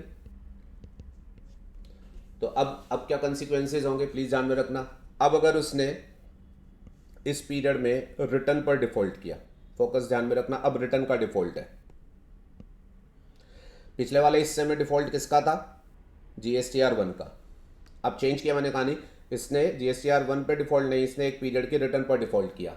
अब क्या कंसिक्वेंसेस होंगे बेटा? अब अगर इसने रिटर्न पर डिफॉल्ट किया तो प्लीज ध्यान में रखिएगा, नेक्स्ट पीरियड की ये GSTR 1 नहीं भर पाएगा। गवर्नमेंट ने क्या कहा, इस बार तो तूने जो करना था कर लिया, उसको तो हम देख लेंगे कैसे तुझे हैंडल करेंगे, लेकिन तू नेक्स्ट पीरियड ऐसा गंदा काम दोबारा नहीं कर पाएगा कि दोबारा GSTR 1 से आगे ITC पास ऑन कर दे। GSTR 1 फाइल नहीं करने दिया जाएगा। और ये restriction I 37(1) red with rule 59(6) जो मैंने आपको यहां ऊपर पढ़ाई थी, ठीक है जी। और ये रेस्ट्रिक्शन नहीं है, ये पुरानी है, ये रेस्ट्रिक्शन तो पुरानी चली आ रही है। तो यहाँ आपको फाइनेंस एक्ट 2022 ने लिखा हुआ, इसका सिर्फ लीगल वैलिडेशन हुआ है, ठीक है। और इसके अलावा अगर आपने इस पीरियड की रिटर्न नहीं भरी जुलाई की तो क्या आप अगस्त की रिटर्न भर पाओगे? Answer is no. क्यों? क्योंकि ये बात सेक्शन 39(10) में ऑलरेडी लिखी हुई थी क्या कि अगर पिछले पीरियड की रिटर्न नहीं भरी तो फिर आप अगले पीरियड की रिटर्न जो है वो आप नहीं भर सकते। लेकिन एक बात समझिएगा, ये जो बात थी ना कि रिटर्न नहीं भरी आगे आप रिटर्न नहीं भर सकते, इसमें एक खास बात आपको ये ध्यान में रखनी है, 3910 में अमेंडमेंट हुई है और उस अमेंडमेंट से वहां वो प्रोविजो आ गया है कि गवर्नमेंट अगर चाहे तो इस रेस्ट्रिक्शन से कुछ लोगों को जो है वो रिलैक्सेशन दे सकती है। तो इस वजह से ये जो तीसरा पॉइंट है ये भी मैंने यहां मेंशन कर दिया है। ये पहले 2 पॉइंट में भी रिलैक्सेशन दिया जा सकता है और इस तीसरे पॉइंट में भी रिलैक्सेशन दिया जा सकता है, पर एक छोटा सा ऑब्जर्वेशन ये है, चौथे पॉइंट में ऐसे कोई रेस्ट्रिक्शन के प्रोविजन नहीं है। ये वाला जो है ना, इसमें ऐसे कोई रिलैक्सेशन के प्रोविजन नहीं है। ये प्रोविजो आपको सिर्फ 37(4) में डाला गया है एंड 39(10) में डाला गया है। तो जहां जहां 37(4) या 39(10) अप्लाई हो रहे हैं वहां तो रिलैक्सेशन गवर्नमेंट दे सकती है, जहां 37(1) वाली रेस्ट्रिक्शन है वहां ऐसा प्रोविजो नहीं है, तो वहां ऐसा कोई रिलैक्सेशन नहीं है। इन एनी केस वैसे मुझे लगता ही नहीं कि ये प्रोविजो जो है गवर्नमेंट यूज करेगी, और एनी केस एग्जाम में स्पेसिफिकली इसके ऊपर कोई क्वेश्चन आएगा भी नहीं। तो आप एक बेसिक बात ध्यान में रख लो, एक बेसिक बात ध्यान में रख लो, आपके पास 2 क्वेश्चन एग्जाम में बन सकते हैं। एक, जीएसटीआर 1 का डिफॉल्ट किया तो क्या होगा, तो सिंपल सा लिख देना, 3B नहीं भर पाओगे 39 रोक लेगा, नेक्स्ट पीरियड की जीएसटीआर 1 नहीं भर पाओगे 37 रोक लेगा। और अगर जीएसटीआर 3B नहीं भरी तो क्या होगा, तो फिर कह देना नेक्स्ट पीरियड की जीएसटीआर 1 नहीं भर पाओगे 37 रोकेगा, नेक्स्ट पीरियड की रिटर्न नहीं भर पाओगे सेक्शन 39 रोकेगा। I hope I am clear. चलिए प्रोसीड करते हैं सेक्शन 37 के नेक्स्ट अमेंडमेंट के हिस्से पर। अब जो नेक्स्ट अमेंडमेंट है सेक्शन 37 का, इसमें बेटा सेक्शन 37 में एक प्रोविजो हुआ करता था एंड सेक्शन 37 में एक सबसेक्शन 2 हुआ करता था, उनको ऑमिट कर दिया गया है। इसके बारे में मैं आपको डिटेल में नहीं बोलूंगा बिकॉज कोई रेलेवेंसी नहीं है। ये जो प्रोविजो हुआ करता था जो ऑमिट हुआ है, और ये जो 37(2) हुआ करता था ऑमिट हुआ है, ये बेसिकली बेटा ये जो थे ना आपके कहीं ना कहीं सेक्शन 42 की मैचिंग वाली कहानी से रिलेट कर रहे थे, सेक्शन 38 की जीएसटीआर 2 से रिलेट कर रहे थे। चलो एक लाइन बोल देता हूं। पहले क्या था, 37(1) इनिशियली ड्राफ्टेड था तो वो कहता था जी जीएसटीआर 1 जो होगा वो सप्लायर भरेगा, और फिर उसमें ये लिखा हुआ था जी कम्युनिकेशन जो होगा वो सामने वाले को जीएसटीआर 2 में होगा। और आप जानते हैं जीएसटीआर 2 मैंने आपको बताया वो कभी सेक्शन 38 वाली ऑपरेशनल ही नहीं हुई थी। तो ये जो दोनों प्रोविजन है ना, इसमें वो जीएसटीआर 2 से रिलेटेड कुछ बातें थी जो मैचिंग के कंटेक्स्ट को देखते हुए लिखी गई थी, बट क्योंकि वो पूरा प्रोविजन कभी इंप्लीमेंट ही नहीं हुआ और अब तो वो सब डिलीट ही कर दिया गया है, तो कॉरेस्पॉन्डिंगली ये उन्होंने ऑमिट कर दिया। ये हमने रेगुलर लेक्चर में कभी पढ़े भी नहीं थे बिकॉज प्रैक्टिकली एप्लीकेबल नहीं थे, और अब फाइनली चले ही गए हैं, तो एग्जामिनेशन व्यू पॉइंट से इस पर कोई इंफेसिस की जरूरत नहीं है। आई होप दिस इज क्लियर। तो सेक्शन 37 की अमेंडमेंट कंप्लीट हुई, प्रोसीड करो अब next section 39 return related provision. तो रिटर्न्स में क्या क्या अमेंडमेंट हुई, सेक्शन 39 में बेटा सब रजिस्टर्ड पर्सन रिटर्न फाइल करते हैं। इसके अलग अलग सेक्शन में बताया गया है कौन सा रजिस्टर्ड पर्सन कौन सी रिटर्न फाइल करेगा, ठीक है। सेक्शन 39 में सारे रजिस्टर्ड पर्सन रिटर्न फाइल करते हैं एक्सेप्ट टैक्स कलेक्टर, वो 52 में करता है। बाकी जितने भी रजिस्टर्ड पर्सन है, आपका नॉर्मल पर्सन हो, आपका एनआरटीपी हो, टैक्स डिडक्टर हो, आपका ओवरसीज सप्लायर हो आईडीआर सर्विस का, वो सब इसमें भरते हैं, ठीक है। तो इसके 39(5) में एनआरटीपी के रिटर्न फाइल करने की बात थी, और एनआरटीपी को लेकर के इसमें लिखा गया था कि इसकी जीएसटीआर 5 जो रिटर्न होती है वो मंथली बेसिस पर 20 तारीख को जाएगी। अब वो 20 तारीख को चेंज करके यहाँ जो है वो 13 तारीख जो है वो कर दिया गया है। ये मैंने आपको बताया था। इसका लॉजिक क्या है, एनआरटीपी की रिटर्न भी जो जाती है उससे जीएसटीआर 2B में कम्युनिकेशन किया जाता है, और जीएसटीआर 2B रेसिपिएंट को हमने कब तक अवेलेबल कराना होता है, 14 तारीख तक। तो 14 तारीख तक उसे जीएसटीआर 2B उन डिटेल्स का तभी मिलेगा जब सामने वाले ने 14 से पहले वो रिटर्न फर्निश करी। ये 20 को फर्निश करते थे तो उसको अगले पीरियड में जाता था, बेचारे का क्रेडिट अनड्यूली जो है वो डेफर हो जाता था। तो ऐसा ना हो, सिंक्रोनाइजेशन करने के लिए इस 20 तारीख को जो है वो 13 तारीख कर दिया गया है। अमेंडमेंट रेसिपिएंट के जीएसटीआर 2B के एंगल से की गई है। रेसिपिएंट के लिए तो ये बहुत अच्छी बात है, पर इस एनआरटीपी के लिए अगर बात करूं तो अब इसको क्या होगा, इसकी ड्यू डेट क्योंकि 20 की बजाय 13 हो गई है, तो इसे 13 तारीख को अपना टैक्स पेमेंट जो होगा वो करना पड़ेगा, बिकॉज एनआरटीपी को अपनी टैक्स पेमेंट जो है वो अपनी रिटर्न के साथ ही करनी होती है। इनकी रिटर्न की ड्यू डेट और टैक्स पेमेंट की ड्यू डेट जो है वो साथ ही चलती है। Are you okay with this? अच्छा, अब एनआरटीपी को लेकर के एक बात आपको और बोलता हूं, अमेंडमेंट नहीं है बट आपको जस्ट रिकलेक्शन के लिए बोल रहा हूं।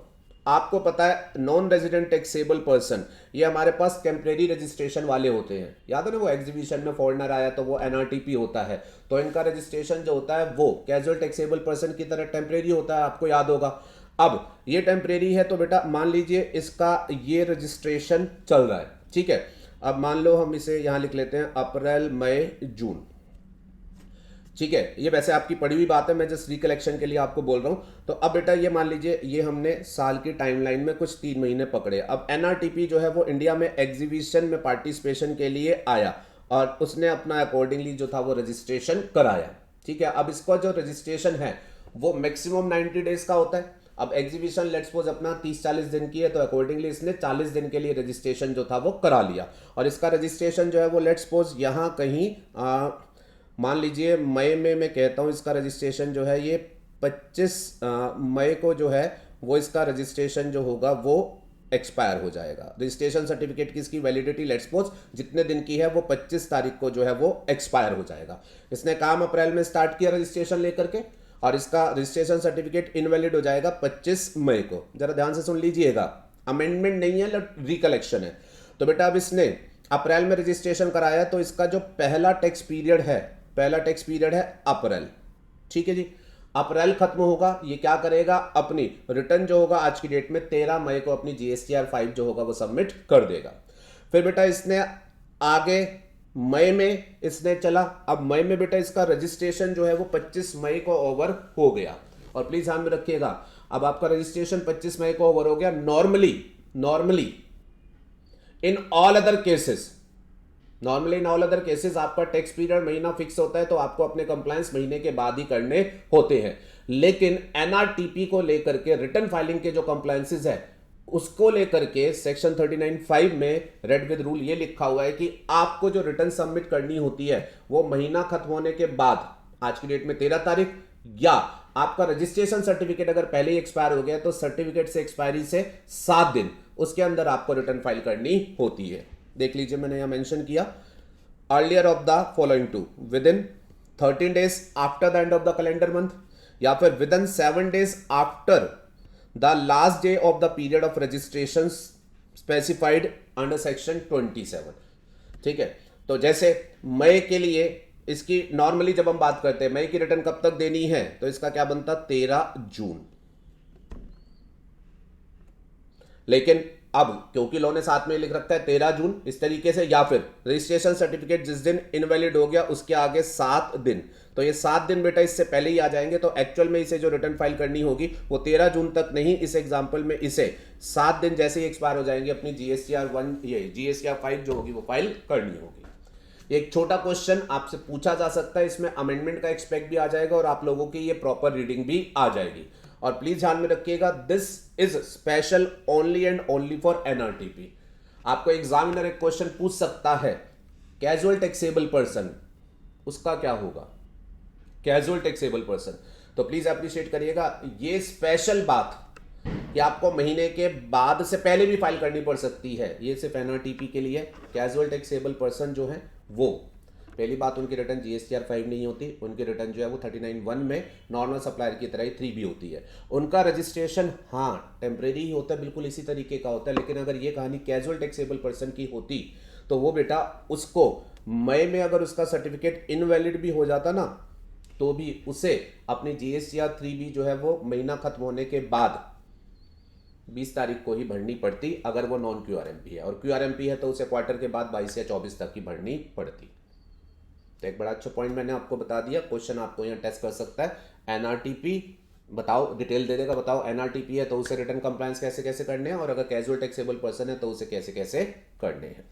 चलिए बात करते हैं रिटर्न में अगली अमेंडमेंट की। तो रिटर्न में अगली अमेंडमेंट जो हुई है वो हुई है आपकी 39 सबसेक्शन 7 में। Again not very much important for the examination, ठीक, लेकिन फिर भी एक बार देखते हैं 39(7). अब 39(7) क्या था, ये बात करता था due date of tax payment for QRMP tax payer. अब सुनिएगा जरा ध्यान से, 39(7) में वैसे ये लिखा हुआ है, प्रिसाइजली रिकलेक्ट कर रहा हूं, 39(7) ये कहता है जर्नल रूल ये होगा कि जो असेसी की रिटर्न फाइलिंग की ड्यू डेट होगी वही उसकी टैक्स पेमेंट की ड्यू डेट होगी। जो रिटर्न फाइलिंग की ड्यू डेट होगी वही उसकी टैक्स पेमेंट की ड्यू डेट होगी। जैसे एनआरटीपी 13 तारीख है रिटर्न की डेट, तो उसे टैक्स भी 13 तक पे करना है। ठीक है, आपका जो है मान लीजिए टैक्स डिडक्टर है, उसको मंथली बेसिस पर 10 तारीख तक रिटर्न फाइल करनी है, तो उसे 10 तारीख तक ही अपना टीडीएस पे भी करना है। ये आपके नॉर्मल प्रिंसिपल है। ठीक है, पर 39(7) में दो प्रोविजो हैं। वो कहते हैं जी इस बात के दो एक्सेप्शन है। नॉर्मल रूल रिटर्न की ड्यू डेट ही टैक्स पेमेंट की ड्यू डेट है, बट इस बात के दो एक्सेप्शन है, जिसमें से एक है कंपोजिशन सप्लायर। कंपोजिशन सप्लायर अपनी जीएसटीआर फॉर एनुअल बेसिस पर 30 अप्रैल तक भरेगा, बट लो साल तक टैक्स कलेक्शन की वेट नहीं करेगा। तो लो ने बोला था टैक्स पेमेंट आप क्वार्टरली करेंगे जीएसटी सीएमपी 08 से। आप जानते हैं ऑलरेडी, वो 39(7) के प्रोविजो में लिखा था, आप जानते हैं एज इट इज है। फिर 39(7) के सेकंड एक और प्रोविजो था, उसमें ये लिखा हुआ था कि जो क्यूआरएमपी टैक्स पेयर है, क्यूआरएमपी उसकी रिटर्न क्वार्टरली है बट उसे टैक्स मंथली पे करना है। तो उसके लिए ये प्रोविजो बना हुआ था जो ये कहता था कि क्यूआरएमपी टैक्स पेयर जो 39(1) के प्रोविजो में जीएसटीआर 3B फाइल करते हैं, उनकी जीएसटीआर 3B तो क्वार्टरली जाएगी, बट उनको उस क्वार्टर के पहले 2 महीने का जो टैक्स होगा, उसको अपने जो क्वार्टर होंगे उनके पहले 2 महीने का जो टैक्स होगा वो जो होगा वो मंथली बेसिस पर ही जो होगा वो पे करना पड़ेगा। याद आया आपको? यस। तो 39(7) में ये प्रोविजो था, उसमें ये लिखा हुआ था क्यूआरएमपी टैक्स पेयर फोकस में बात कर रहा हूं कि जो क्यूआरएमपी होंगे उनकी जो ड्यू डेट होगी वो prescribe form manner and time के द्वारा जो होगी वो बताई जाएगी। ठीक है, अब इसमें सुनो, अब जो दो मेथड्स इन लोगों के लिए है ए एंड बी, थोड़ा सा इंफेसिस लेना बेटा। अब इसमें पहले सिर्फ ये ए ही होता था, ध्यान में रखना बेटा, बी जो है वो बाद में आया है, तो मैं सिर्फ ए की बात कर रहा हूं। अब इसमें ए में ये लिखा हुआ था जो क्यूआरएमपी टैक्स पेयर होगा वो रिटर्न भले ही क्वार्टरली हो बट वो मंथली टैक्स देगा। और वो मंथली टैक्स देगा कैसे? वो अपनी नेट जीएसटी लायबिलिटी मंथली जो होगा निकाल करके टैक्स देगा। महीने में कितना सेल किया, महीने में कितना आईटीसी उसे लग रहा है, नेट जीएसटी लायबिलिटी जो होगा वो मंथली बेसिस पर पे करेगा पहले 2 महीने के लिए। तीसरे के बाद तो क्वार्टरली खत्म हो जाएगा, तो रिटर्न के साथ देना आप जानते हैं। ठीक है, तो 39(7) में आई एम अगेन रिपीटिंग, थोड़ा सा ये हैवी हो सकता है। 39(7) में क्यूआरएमपी टैक्स पेयर को लेकर के ये लिखा हुआ था रिटर्न आपकी क्वार्टरली है बट आपको टैक्स जो है वो इस तरीके से देना है, प्रेस्क्राइब तरीके से देना है। और उसके लिए प्रेस्क्राइब रूल 61 बना हुआ था, जिसमें ये बोला गया था महीने की नेट जीएसटी लायबिलिटी निकाल करके आप पे करें।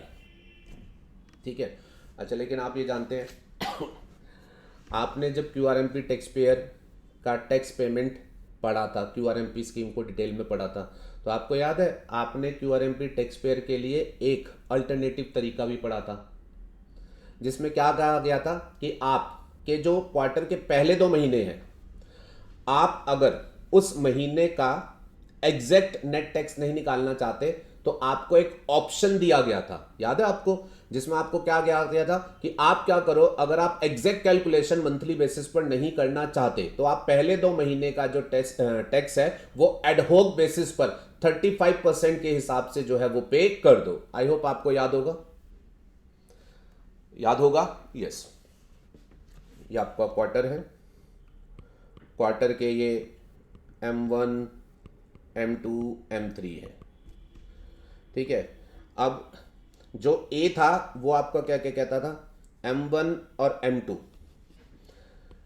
हम आपको प्रेस्क्राइब करेंगे, इनका टैक्स आप जो है वो मंथली बेसिस पर देना प्रेस्क्राइब तरीके से। और इनके लिए बेटा रूल 61 प्रेस्क्राइब कर रखा था, जिन्होंने बोल रखा था कि आप मंथली बेसिस पर अपना gross tax minus ITC minus करके जो है वो मंथली बेसिस पर जो है वो पेमेंट कर दें। फिर उसके बाद क्वार्टर खत्म हो जाएगा तब तो नॉर्मली चला जाएगा। ठीक है, अब फिर इन लोगों को एक कन्वीनियंस देने के लिए कि ये लोग ये कह रहे थे हम हर महीने कैलकुलेशन करेंगे तो हम मंथली रिटर्न ही नहीं फाइल कर देंगे, तो इनको कन्वीनियंस देने के लिए हमने एक दूसरा ऑप्शनल मेथड भी दिया था, जिसमें हमने ये कहा था आप मत करो हर महीने कैलकुलेशन, आप क्या करो एडहॉक बेसिस पर पे कर दो। पहले महीने 35%, दूसरे महीने 35% और तीसरे महीने के बाद जब क्वार्टर एंड हो जाए तब अपनी कैलकुलेशन करके फाइनल लायबिलिटी सारी पे कर दो। अब ये जो पहले 2 महीने के लिए एडहॉक मेथड, ध्यान से समझा, पहले 2 महीने के लिए जो एडहॉक मेथड दिया गया था, ये एडहोक मेथड दिया गया था। गवर्नमेंट ने सेक्शन 148 में उनके पास जो एक पावर होती है जिसमें वो स्पेशल प्रोसीजर किसी भी रजिस्टर्ड पर्सन के लिए प्रेस्क्राइब कर सकते हैं, उसको यूज करके दिया था। मुझे नहीं पता आप लोग जब पढ़ते हैं, आप में से हर कोई, हमारे वाले बच्चों का तो हमें पता है, बट मुझे नहीं पता बाकी लोगों का, कि जब आप पढ़ते हैं तो जो चीज़ आप पढ़ रहे होते हैं वो कहाँ से पावर लेकर के बनाई गई है उसको आपका पता होता है।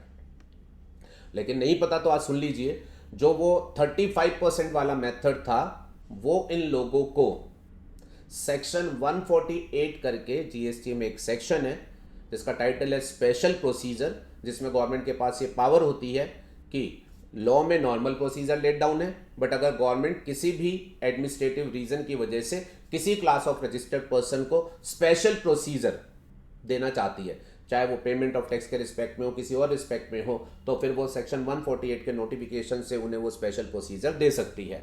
और जब इन्होंने ये कहा था कि हम तो मंथली कैलकुलेशन करना ही नहीं चाहते, तो गवर्नमेंट ने सेक्शन 148 से पावर लेकर के उनको वो स्पेशल प्रोसीजर जो थे वो ऑफर किए थे। अब गवर्नमेंट ने नई सोच ये रखी कि सेक्शन 148 को ना यूज करना पड़े, सेक्शन 148 को ना यूज करना पड़े, उस बात को हम सेक्शन 39 में ही लिख करके बोल दें। और उस ऑब्जेक्टिव के साथ उन्होंने इस प्रोविजो में अमेंडमेंट करी और इसमें ये बी पार्ट जो है वो इंट्रोड्यूस कर दिया, इसमें ये बी पार्ट जो है वो इंट्रोड्यूस कर दिया और उन्होंने लिखा कि हम उसको ये सेकंड मेथड प्रेस्क्राइब कर सकते हैं, जिसमें हम उसे स्ट्रेट अवे कह सकते हैं कि आप प्रेस्क्राइब मैनर में जो हम आपको अमाउंट बता देंगे विद कंडीशन एंड रेस्ट्रिक्शन उसको पे कर देना। मतलब उन्होंने आज की डेट में प्रोविजो में ही पावर ले ली कि वो आपसे मंथली एग्जैक्ट कैलकुलेशन वाला नेट टैक्स पेमेंट के लिए बोल सकते हैं और वो आपसे मंथली एडहोक बेसिस वाला टैक्स पेमेंट के लिए बोल सकते हैं।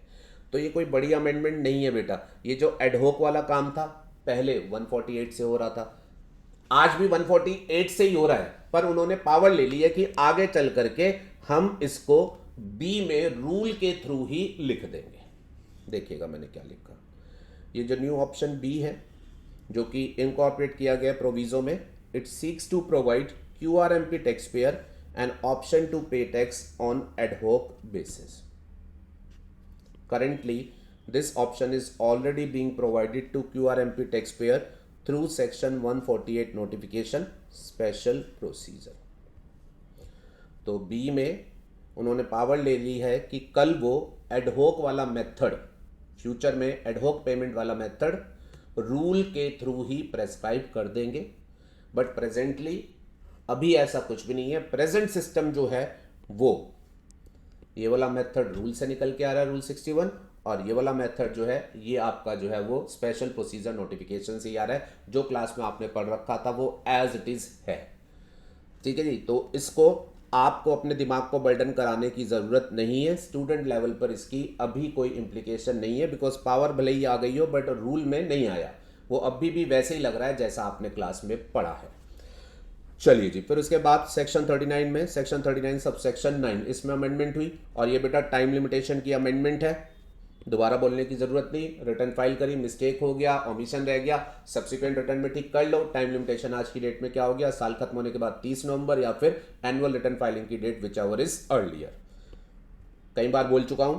फिर उसके बाद सेक्शन 39 सबसेक्शन 10, वेरी इंपॉर्टेंट, इसको मैंने जीएसटीआर 1 की कनेक्टिविटी में आपको बताया। सेक्शन 39 सबसेक्शन 10 में रिटर्न फाइलिंग को लेकर के बैन इंट्रोड्यूस कर दिया गया है। सेक्शन 39 सबसेक्शन 10 पहले ये कहता था एक टैक्स पीरियड की return can not be filed if return of any previous tax period has not been filed. पिछले पीरियड की रिटर्न पेंडिंग है तो आप इस पीरियड की रिटर्न फाइल नहीं कर सकते, पहले इसमें सिर्फ यही लिखा होता था। अब इन्होंने कहा अगर GSTR 1 of the same tax period has not been filed तो भी आप रिटर्न जो है वो फाइल नहीं कर सकते। ये लाइन इसमें ऐड हुई है बेटा। तो आप एक पीरियड की जीएसटीआर 3B लेट्स सपोज आपकी रिटर्न आप फाइल करना चाहते हो, अगर पिछले की जीएसटीआर 3B पेंडिंग है आप नहीं कर सकते। अगर करंट पीरियड का आपने जीएसटीआर 1 पहले नहीं भरा है तो भी आप जीएसटीआर 3 भी जो है अपना फाइल नहीं कर सकते। तो रिटर्न फाइलिंग की रिस्ट्रिक्शन आ गई है, ठीक है जी, कि पहले जीएसटीआर 1 भरो, सेम टैक्स पीरियड का, पहले जिस पीरियड की रिटर्न भरना चाहते हो ना पहले उसका जीएसटीआर 1 भरोगे तभी जीएसटीआर 3 भी भर पाओगे, अदरवाइज आप जीएसटीआर 3 भी जो होगा वो नहीं भर पाओगे। ये लाइन इंट्रोड्यूस हो गई है और साथ में ये एक्सेप्शन वो भी मैंने आपको बताया, ये प्रोविजो इंसर्ट हुआ है जिसमें उन्होंने क्या पावर ले ली है कि अगर किसी वजह से कभी किसी को रिलैक्सेशन देने की जरूरत पड़ी इस कहानी में तो गवर्नमेंट जो है वो नोटिफिकेशन से रिलैक्सेशन दे सकती है। ओके है, चलिए ये सेक्शन 39 की अमेंडमेंट थी। अब बात करते हैं आपके पास एनुअल रिटर्न्स सेक्शन 44। सेक्शन 44 में सच कोई अमेंडमेंट नहीं हुई है। सेक्शन 44 बेसिकली बात करता था फाइलिंग ऑफ एनुअल रिटर्न कि जीएसटी में जो नॉर्मल सप्लायर है including casual taxable, sorry normal supplier not including casual taxable person, या फिर आपके कंपोजिशन सप्लायर, उनको जो है सेक्शन 44 में एनुअल रिटर्न फाइल करनी होती थी। अच्छा, सेक्शन 44 में हमारे पास एक प्रोविजो था जिसमें ये लिखा होता था, वो आज भी है, कि कमिश्नर नोटिफिकेशन से ये पावर रखेगा, एम्पावर्ड है to exempt any class of registered person from filing annual return.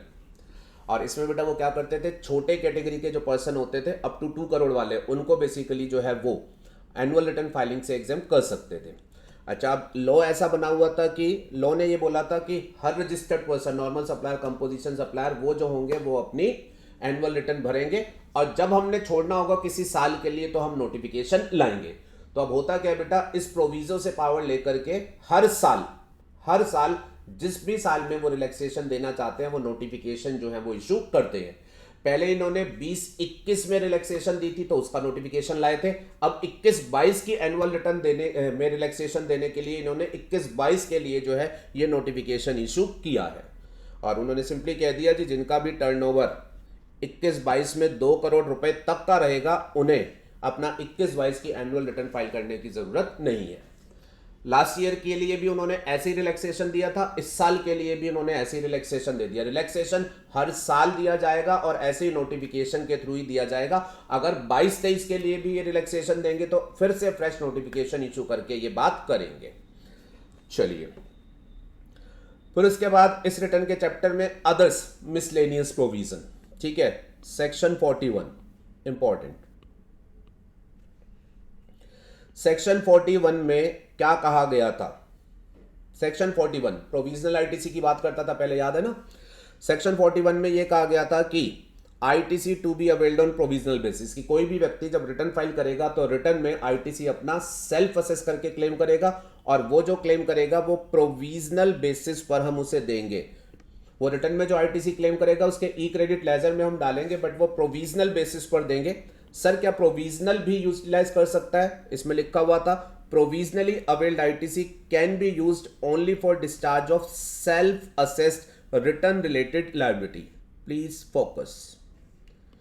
Amendment से पहले का सेक्शन 41 ये कहता था कि जो भी असेसी रिटर्न में आईटीसी क्लेम करना चाहता है वो सेल्फ असेस करके रिटर्न के थ्रू क्लेम करे, हम उसके ई क्रेडिट लेजर में वो क्रेडिट डालेंगे, बट उसको हम प्रोविजनल बोलेंगे। अच्छा, और ये प्रोविजनल क्यों होता था? अगर आपको याद हो तो मैंने बताया था उनकी अंडरस्टैंडिंग शुरुआती दौर में ये थी कि अभी ये प्रोविजनल है, बाद में जब सप्लायर उसका टैक्स पेमेंट कर देगा उसकी रिटर्न आ जाएगी तो फिर मैच से ये फाइनल किया जाएगा। मैचिंग सेक्शन 42 में की जाएगी जो कभी भी लॉ में फंक्शनल कराई ही नहीं गई, ठीक है। तो 41 उस सोच के साथ लिखा हुआ था कि शुरुआत में प्रोविजनल देंगे जो बाद में फाइनल होगा। अब किसी ने पूछा प्रोविजनल क्रेडिट दे दोगे क्या, उसे यूज भी करने दोगे? तो सेक्शन ने फर्दर लिखा हुआ था जी हाँ, आप उसे यूज कर पाएंगे लेकिन आप उसे सिर्फ self assessed return related liability के लिए यूज कर पाएंगे। मतलब अगर आपकी लायबिलिटी कुछ ऐसी है जो आपने खुद रिटर्न में रिपोर्ट करी है तो उस पेमेंट के लिए ये प्रोविजनल आईटीसी यूज होगा। बट अगर आपकी कोई लायबिलिटी ऐसी है जो आपने रिटर्न में रिपोर्ट नहीं करी है, जो अदरवाइज बनी है, लाइक ऑफिसर ने डिमांड ऑर्डर से क्रिएट करी है, तो वो आपकी रिटर्न रिलेटेड लायबिलिटी नहीं है, सेक्शन की वर्डिंग के हिसाब से उस लायबिलिटी के लिए आपको ये प्रोविजनल आईटीसी यूज करने नहीं दिया जाएगा।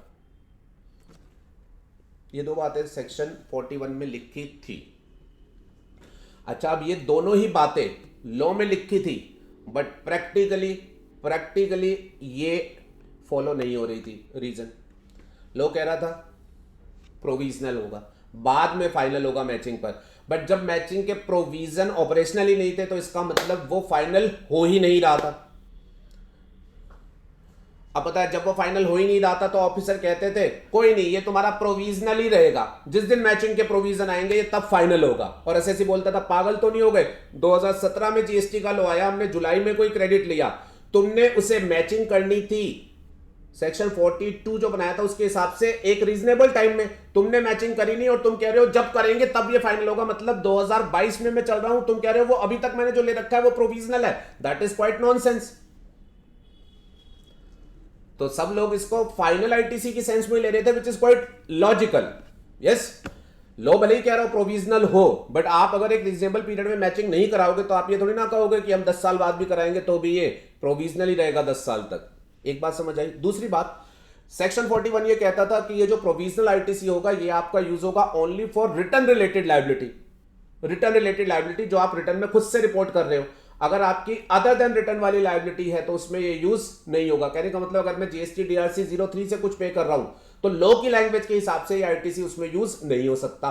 पर ये बात प्रैक्टिकली नहीं थी। प्रैक्टिकली पोर्टल अलाउ करती थी कि आप डीआरसी 03 से पेमेंट करें तो उसमें भी आईटीसी यूज कर ले। कहने का ले दे के मतलब ये है कि लॉ कुछ और कह रहा था बट प्रैक्टिकल पोजीशन जो है वो कुछ और चल रही थी। तो लोगों ने बोला ये अननेसेसरी की कंफ्यूजन क्यों कर रखी है, इसे दूर करें। एंड गवर्नमेंट ने भी इस बात को समझा और गवर्नमेंट ने सेक्शन 41 जो था वो अमेंड कर दिया। सेक्शन 41 जो था वो अमेंड कर दिया। अमेंड क्या बोलूं बेटा, उन्होंने सब्स्टिट्यूट कर दिया। सेक्शन 41 जो भी पुराना था उसको हटा दिया और सेक्शन 41 एक नई लैंग्वेज की फॉर्म में जो है वो इंट्रोड्यूस किया गया, जिसमें लिखा गया कि भाई साहब सेल्फ असेस आईटीसी जो भी होगा वो उसका प्रोविजनल वर्ड बेटा उन्होंने हटा दिया। उन्होंने बोला जी आप सेल्फ असेस करके अपना आईटीसी क्लेम कर ले। और प्रोविजनल वर्ड हटा देने का मतलब क्या हो गया कि अब ये क्या हो गया, फाइनल। तो आज की डेट में आप रिटर्न से जो भी आईटीसी क्लेम कर रहे हैं वो कोई प्रोविजनल नहीं है, वो फाइनल है, क्योंकि मैचिंग के कंसेप्ट उन्होंने करने ही नहीं है। इसके साथ एक दूसरा इंपैक्ट क्या हो गया बेटा, ये जो रिटर्न रिलेटेड लायबिलिटी की बात पहले लिखी थी ये नए सेक्शन 41 में नहीं लिखी हुई, जिसका मैसेज उन्होंने क्लियर कर दिया भाई साहब ये आपका फाइनल आईटीसी है तो इसे आप दोनों तरीके की पेमेंट के लिए यूज कर सकते हैं। और इनफैक्ट जो शुरुआत के आपके लेक्चर थे अमेंडमेंट के, उसमें मैंने आपको बताया सीबीआईसी की एक क्लैरिफिकेशन भी स्पेसिफिकली आई है, जिसमें उन्होंने कह दिया है कि आप इसे अपनी self assessed return liability as well as other liability जो है उसके लिए भी यूज कर सकते हैं। तो अननेसेसरी की डाउट कंफ्यूजन जो हो सकते थे वो सब खत्म कर दिए गए हैं। साइड में एक बार पढ़ते हैं। Originally enacted GST law provided for allowance of provisional ITC initially and subsequent finalization of that post matching as per section 42 ये सोचा था। However, matching provision were never made effective. Therefore, amendment has been made to remove the concept of provisional ITC. Section 42 में matching सोची थी but वो कभी भी implement की ही नहीं गई और इनफैक्ट सेक्शन 42 फाइनेंस एक्ट ने अब की बार तो डिलीट ही कर दिया है, तो वो करेंगे भी नहीं। तो इस वजह से प्रोविजनल का कंसेप्ट होना ही नहीं चाहिए। तो अकॉर्डिंगली अब क्या है, self assess ITC as availed in the regular return shall be considered as final. उसका नेचर प्रोविजनल नहीं है, वो फाइनल है। And it shall be available for utilization of any purpose that is self assess return liability या फिर other liability. यहां तक बात समझ आई? अच्छा, अब लेकिन बेटा गवर्नमेंट ने अब सेक्शन 41 में एक और बात लिखी, जरा ध्यान से सुनने की है। सेक्शन 41 में गवर्नमेंट ने अब एक और बात लिखी, ये ध्यान से सुनना। अब गवर्नमेंट ने ये कहा कि देखो आप रिटर्न में जो आईटीसी क्लेम करोगे ठीक है वो प्रोविजनल नहीं है, वो फाइनल है, ले लो और अपने हिसाब से जहां यूज करना है कर लो। लेकिन गवर्नमेंट ने कहा कि एक बात जरूर ध्यान रखना, जिस सप्लायर से तुमने ये इनवर्ड सप्लाई ली है, जिस सप्लायर से तुमने ये इनवर्ड सप्लाई ली है, तुमने तो इसका आईटीसी क्लेम कर लिया और सेट ऑफ करके बेनिफिट भी ले लिया, लेकिन तुम्हें कायदे की बात ये बताना उस सप्लायर से हमें ये टैक्स मिलना तो चाहिए। अगर आपको हम बेनिफिट दे रहे हैं, एडजस्ट करवा रहे हैं, तो वहां से हमें हमारे पास टैक्स आना भी तो चाहिए। तो उन्होंने बोला एक बात ध्यान में रखना, तुम क्रेडिट ले लो, फाइनल है, जैसे चाहे यूज भी कर लो, लेकिन अगर वो जो सप्लायर है जिससे तुमने सप्लाई ली है, अगर उस सप्लायर ने हमें फाइनली टैक्स पे नहीं किया, अगर उस सप्लायर ने फाइनली हमें टैक्स पे नहीं किया, तो फिर हमारे पास ये पावर रहेगी कि आपसे आईटीसी हम रिवर्स कराएं। उन्होंने सेक्शन 41 में लिखा, 41 में ये लिखा, if supplier fails to pay tax to the government then recipient shall reverse ITC with interest. और रिवर्सल की मैनर जो होगी वो हम प्रेस्क्राइब करेंगे, और बेटा उसका रूल अवेटेड है। और साथ में लिखा, subsequently if the supplier pay tax to the government then recipient can reavail ITC, और रीअवेलमेंट की भी मैनर हम प्रेस्क्राइब करेंगे जिसका रूल अवेटेड है। मैं यहां दोबारा एक बार बोलता हूं, 41 ने का टू स्टार्ट विद, आपने सप्लाई करी, आपके 2B में वो आ रही है, आप अपना आईटीसी ले लो, फाइनल है, जैसे मन चाहे जिस लायबिलिटी की तरफ मन चाहे इसे यूज कर लो। But you still have to be very clear कि हमने ये जो आपको दे दिया आईटीसी, हर तरीके का बेनिफिट भी दे दिया, this is still with the understanding कि ultimately the tax is paid by the corresponding supplier. अगर उस सप्लायर से हमें अल्टीमेटली टैक्स नहीं मिलता है तो फिर आपका आईटीसी रिवर्सल का ऑब्लिगेशन विद इंटरेस्ट रहेगा। वो किस तरीके से हम आपसे और किस पॉइंट ऑफ टाइम पर हम आपसे रिवर्सल कराएंगे वो हम आपको रूल के थ्रू फ्यूचर में प्रेस्क्राइब करके बताएंगे, हम भी सोच रहे हैं उस बारे में। अब रेसिपिएंट क्या बोलने वाला है, सर मैंने सप्लाई ले ली, मेरे 2B में है, मैंने क्रेडिट ले लिया। अब वो आदमी अगर टैक्स नहीं देता है तो आप उसको पकड़ो, आप उसकी गर्दन पकड़ो, आप मुझसे आईटीसी रिवर्सल की बात क्यों कह रहे हैं। रेसिपिएंट अपनी जगह लॉजिकल है, तो गवर्नमेंट कहती है जी देखो हमें इस केस में ये मतलब नहीं है कि डिफॉल्ट उसने किया तुमने नहीं किया, हमें सिर्फ एक ही बात से मतलब है कि हम जो क्रेडिट दे रहे हैं उसका पैसा हमें चाहिए। आप कह रहे हो उसको पकड़ो, तो हम करेंगे कोशिश उसको पकड़ने की, लेकिन आप इस बात को अपने माइंड में सेट कर लो, आपका क्रेडिट भले ही फाइनल हो, अगर हमें उससे पैसा नहीं मिलेगा तो आपका ऑब्लिगेशन 41 में स्टैट्यूटरी ऑब्लिगेशन एग्जिस्ट करेगा कि आपको वो क्रेडिट रिवर्स करना पड़ सकता है विद इंटरेस्ट। अब वो सिचुएशन कब होगी, जब हम आपको इस तरीके से बर्डन करेंगे, उसको हम रूल के थ्रू प्रेस्क्राइब करेंगे। हम भी उसके ऊपर डेलिब्रेट कर रहे हैं कि कौन सी ऐसी सिचुएशन हो जिसमें हम आपको तकलीफ दें, हम भी उसके ऊपर डेलिब्रेशन कर रहे हैं। वो बात इसी वजह से हम क्या करें, हमने सेक्शन में नहीं लिखी, वो भी काउंसिल मीटिंग में डिस्कस होगी, उसके बारे में चर्चा होगी, उसके बाद हम उस मोडेलिटी को बताएंगे। और साथ में ये भी हमने विजुलाइज किया है कि अगर टैक्स नहीं मिला तो आपका ऑब्लिगेशन होगा, आपसे रिवर्सल विद इंटरेस्ट होगा, लेकिन अगर उस रिवर्सल के बाद भी फाइनली अगर उस आदमी से पकड़कर हमने टैक्स ले लिया तो फिर आपको क्रेडिट हम री अवेल करने देंगे। ये नहीं है कि रिवर्सल करके आपको खत्म ही हो गए, उसको पकड़ा गया, उससे टैक्स ले लिया गया, तो आपको फिर से ये एंटाइटलमेंट आ जाएगी कि आप क्रेडिट जो है वो रीअवेल कर सके। और रीअवेल कैसे करोगे, अगेन उसकी मोडेलिटी जो होगी वो अभी हम सोचेंगे, ये सब हम डेलिब्रेट कर रहे हैं, जीएसटी काउंसिल की मीटिंग में चर्चा होगी और वो रूल जो होगा उसके थ्रू जो होगा वो हम बताएंगे। बट बी वेरी क्लियर, भले ही ये फाइनल हो but this is with your statutory obligation. अगर टैक्स नहीं मिला तो फिर जो होगा आपका रिवर्सल का ऑब्लिगेशन है, बट मिल गया तो रीअवेलमेंट का भी आपका राइट रहेगा। अच्छा, अब ये जो कॉरेस्पॉन्डिंग प्रोविजन है कि नहीं मिला तो रिवर्सल करोगे, मिल गया तो रीअवेल कर लोगे, इसके लिए मैथोलॉजी रूल में प्रेस्क्राइब की जानी है। और जब तक रूल नहीं आएंगे तब तक इस बात की कोई प्रैक्टिकल एप्लीकेबिलिटी नहीं है। तो ये जो ये येलो वाला पोर्शन है, इसको तो प्रैक्टिकल एप्लीकेबिलिटी बाद में आएगी। एज ऑफ नाउ तो सिर्फ सिंपली बात इतनी हो गई कि रेसिपिएंट जो है, जो आईटीसी ले रहा है, अब वो बाय नेचर क्या है, फाइनल है। Are you okay with this? Sir क्या लगता है वो रूल में क्या लिखेंगे? बेटा गवर्नमेंट कुछ भी लिख सकती है, वैसे जस्ट आपकी जानकारी के लिए बता रहा हूं। ये जो कह रहे थे ना हम रूल में बताएंगे, जस्ट आपकी जानकारी के लिए बता रहा हूं। गवर्नमेंट ने अभी बिल्कुल रिसेंटली रूल 37A बना दिया है, पर वो आपके मई 2023 के अटेम्प्ट के लिए एप्लीकेबल नहीं है। ये नॉलेज व्यू पॉइंट से मैंने सिर्फ आपको बोल दिया कि उन्होंने जो मैथोलॉजी सोची वो उन्होंने अल्टीमेटली रूल 37A बना दिया है, पर वो क्योंकि आपके ऊपर अमेंडमेंट कट ऑफ डेट तक की एप्लीकेबल है ना, तो उस कट ऑफ डेट के बाद ही आया, तो ये आपके ऊपर एप्लीकेबल नहीं है। सर थोड़ा सा बता दो बेटा, डिस्कशन जो होगा वो आपको थोड़ा सा डाइवर्ट कर देगा और अननेसेसरी एग्जाम में आप कंफ्यूज हो सकते हो। तो इसका डिस्कशन मैं इन लेक्चर्स में तो नहीं करूंगा, बट हाँ डेफिनेटली आप मेरे चैनल को सब्सक्राइब करके रखें। मैं इसके बारे में जल्दी ही एक वीडियो जो होगा वो शेयर करूंगा, तो जो इंटरेस्टेड हो जस्ट फॉर नॉलेज वो वहां से देख लीजिएगा। मैं अमेंडमेंट लेक्चर में कंफ्यूजन नहीं कर रहा हूँ। तो ये वाला पोर्शन आपके अटेम्प्ट के लिए सिंपली नॉन ऑपरेशनल है। बेसिक बात आपकी अभी सिंपली ये है कि हाँ ITC फाइनल हो गया है, बाद में सब्जेक्ट टू रूल और कहानी हो सकती है। चले अच्छा सर, एग्जाम में सेक्शन 41 पर शॉर्ट नोट आया, तो बेटा आप सारी बातें लिखना कि ITC फाइनल है, सप्लायर ने नहीं पे किया तो रिवर्सल विद इंटरेस्ट होगा एज पर मैनर प्रेस्क्राइब बस, और अगर वो पे कर देता है तो हमें रीअवेलमेंट का राइट रहेगा एज पर मैनर प्रेस्क्राइब बस।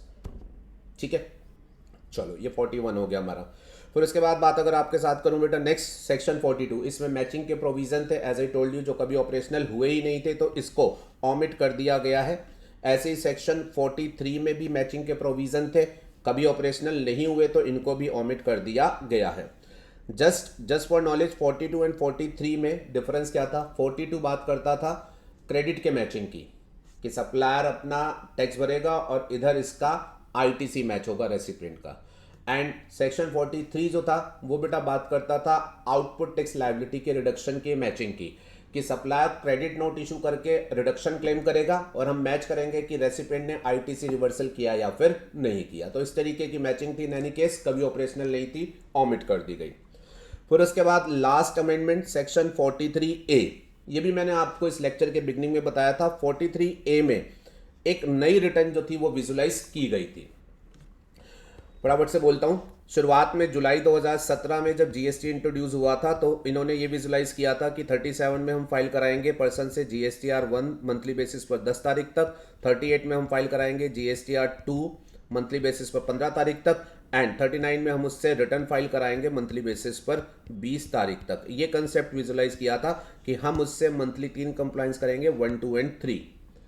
ठीक है जी, लेकिन क्योंकि एक्चुअल में जब उन्होंने इंट्रोड्यूस किया तो GSTR1 तो मेंटेन रखी, 2 को उन्होंने कभी डाला ही नहीं, और रिटर्न में भी 3 की बजाय उन्होंने सिंप्लीफाइड रिटर्न डाली।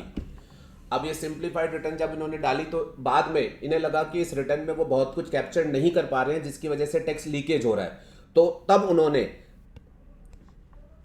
एक नई रिटर्न प्रपोज करी, सेक्शन 43A इंट्रोड्यूस किया गया, और उसमें बोला हम नया रिटर्न सिस्टम लाएंगे। 3B को कुछ सालों तक वो चला चुके थे, लेकिन उसमें लीकेजेस थी, तो उन्होंने सोचा कि अब हम एक नई रिटर्न लाएंगे जो टाइट कंट्रोल कर पाएगी, और 43A अकॉर्डिंगली उन्होंने उस नई रिटर्न के लिए इंट्रोड्यूस किया। लेकिन फिर GST की काउंसिल मीटिंग में डिस्कस हुआ, जब आप कई सालों तक 3B चला चुके हो, अब आप फिर नई रिटर्न लाओगे तो लोग वैसे ही परेशान हो जाएंगे। इतने सालों मेहनत करके उन्होंने 3B को समझा, अब आप नई रिटर्न ले आओगे, तो उन्होंने बोला कि नई रिटर्न जो है इसको आप नहीं लाओ, आपको जो भी नकेल कसनी है, जो भी कंट्रोल करना है, वो 3B में ही इंप्रूवमेंट करके करो, उसकी रिपोर्टिंग का दायरा और बढ़ाओ, वहां से इंप्रूवमेंट करके करो। और अकॉर्डिंगली जब ये डिसाइड हो गया कि 3B को ही इंप्रूव किया जाएगा, तो over a period of time 3B में नए नए फीचर्स आ रहे हैं, आप सारे जानते हैं, तो ये नया रिटर्न आना ही नहीं है, तो अकॉर्डिंगली 43A को भी ऑमिट कर दिया गया है। सो यहां हमारी रिटर्न रिलेटेड सभी अमेंडमेंट का डिस्कशन आपके साथ कंप्लीट हो जाता है। इसके बाद जो नेक्स्ट डिस्कशन हम आपके साथ करेंगे वो हम करेंगे ITC रिलेटेड प्रोविजन का, और जैसा कि आप सभी जानते हैं ITC का चैप्टर आपके पास मोस्ट इंपॉर्टेंट चैप्टर होता है फॉर एग्जामिनेशन। सो बहुत अच्छा रहेगा अगर आप ITC का चैप्टर जो है एक बार हल्का सा रिवाइज करके बैठे और उसके बाद इस अमेंडमेंट को सुने। और अगर आप वैसा नहीं भी कर पाते हैं तो कम से कम ये जो पहला 1 पेजर चार्ट मैंने दिया है इसको थोड़ा सा ध्यान से देख लेना, आपको अमेंडमेंट जो होगी वो अंडरस्टैंड करना आसान हो जाएगी। इन अमेंडमेंट्स को हम डिस्कस करेंगे अपने नेक्स्ट लेक्चर में। Thank you, bye bye.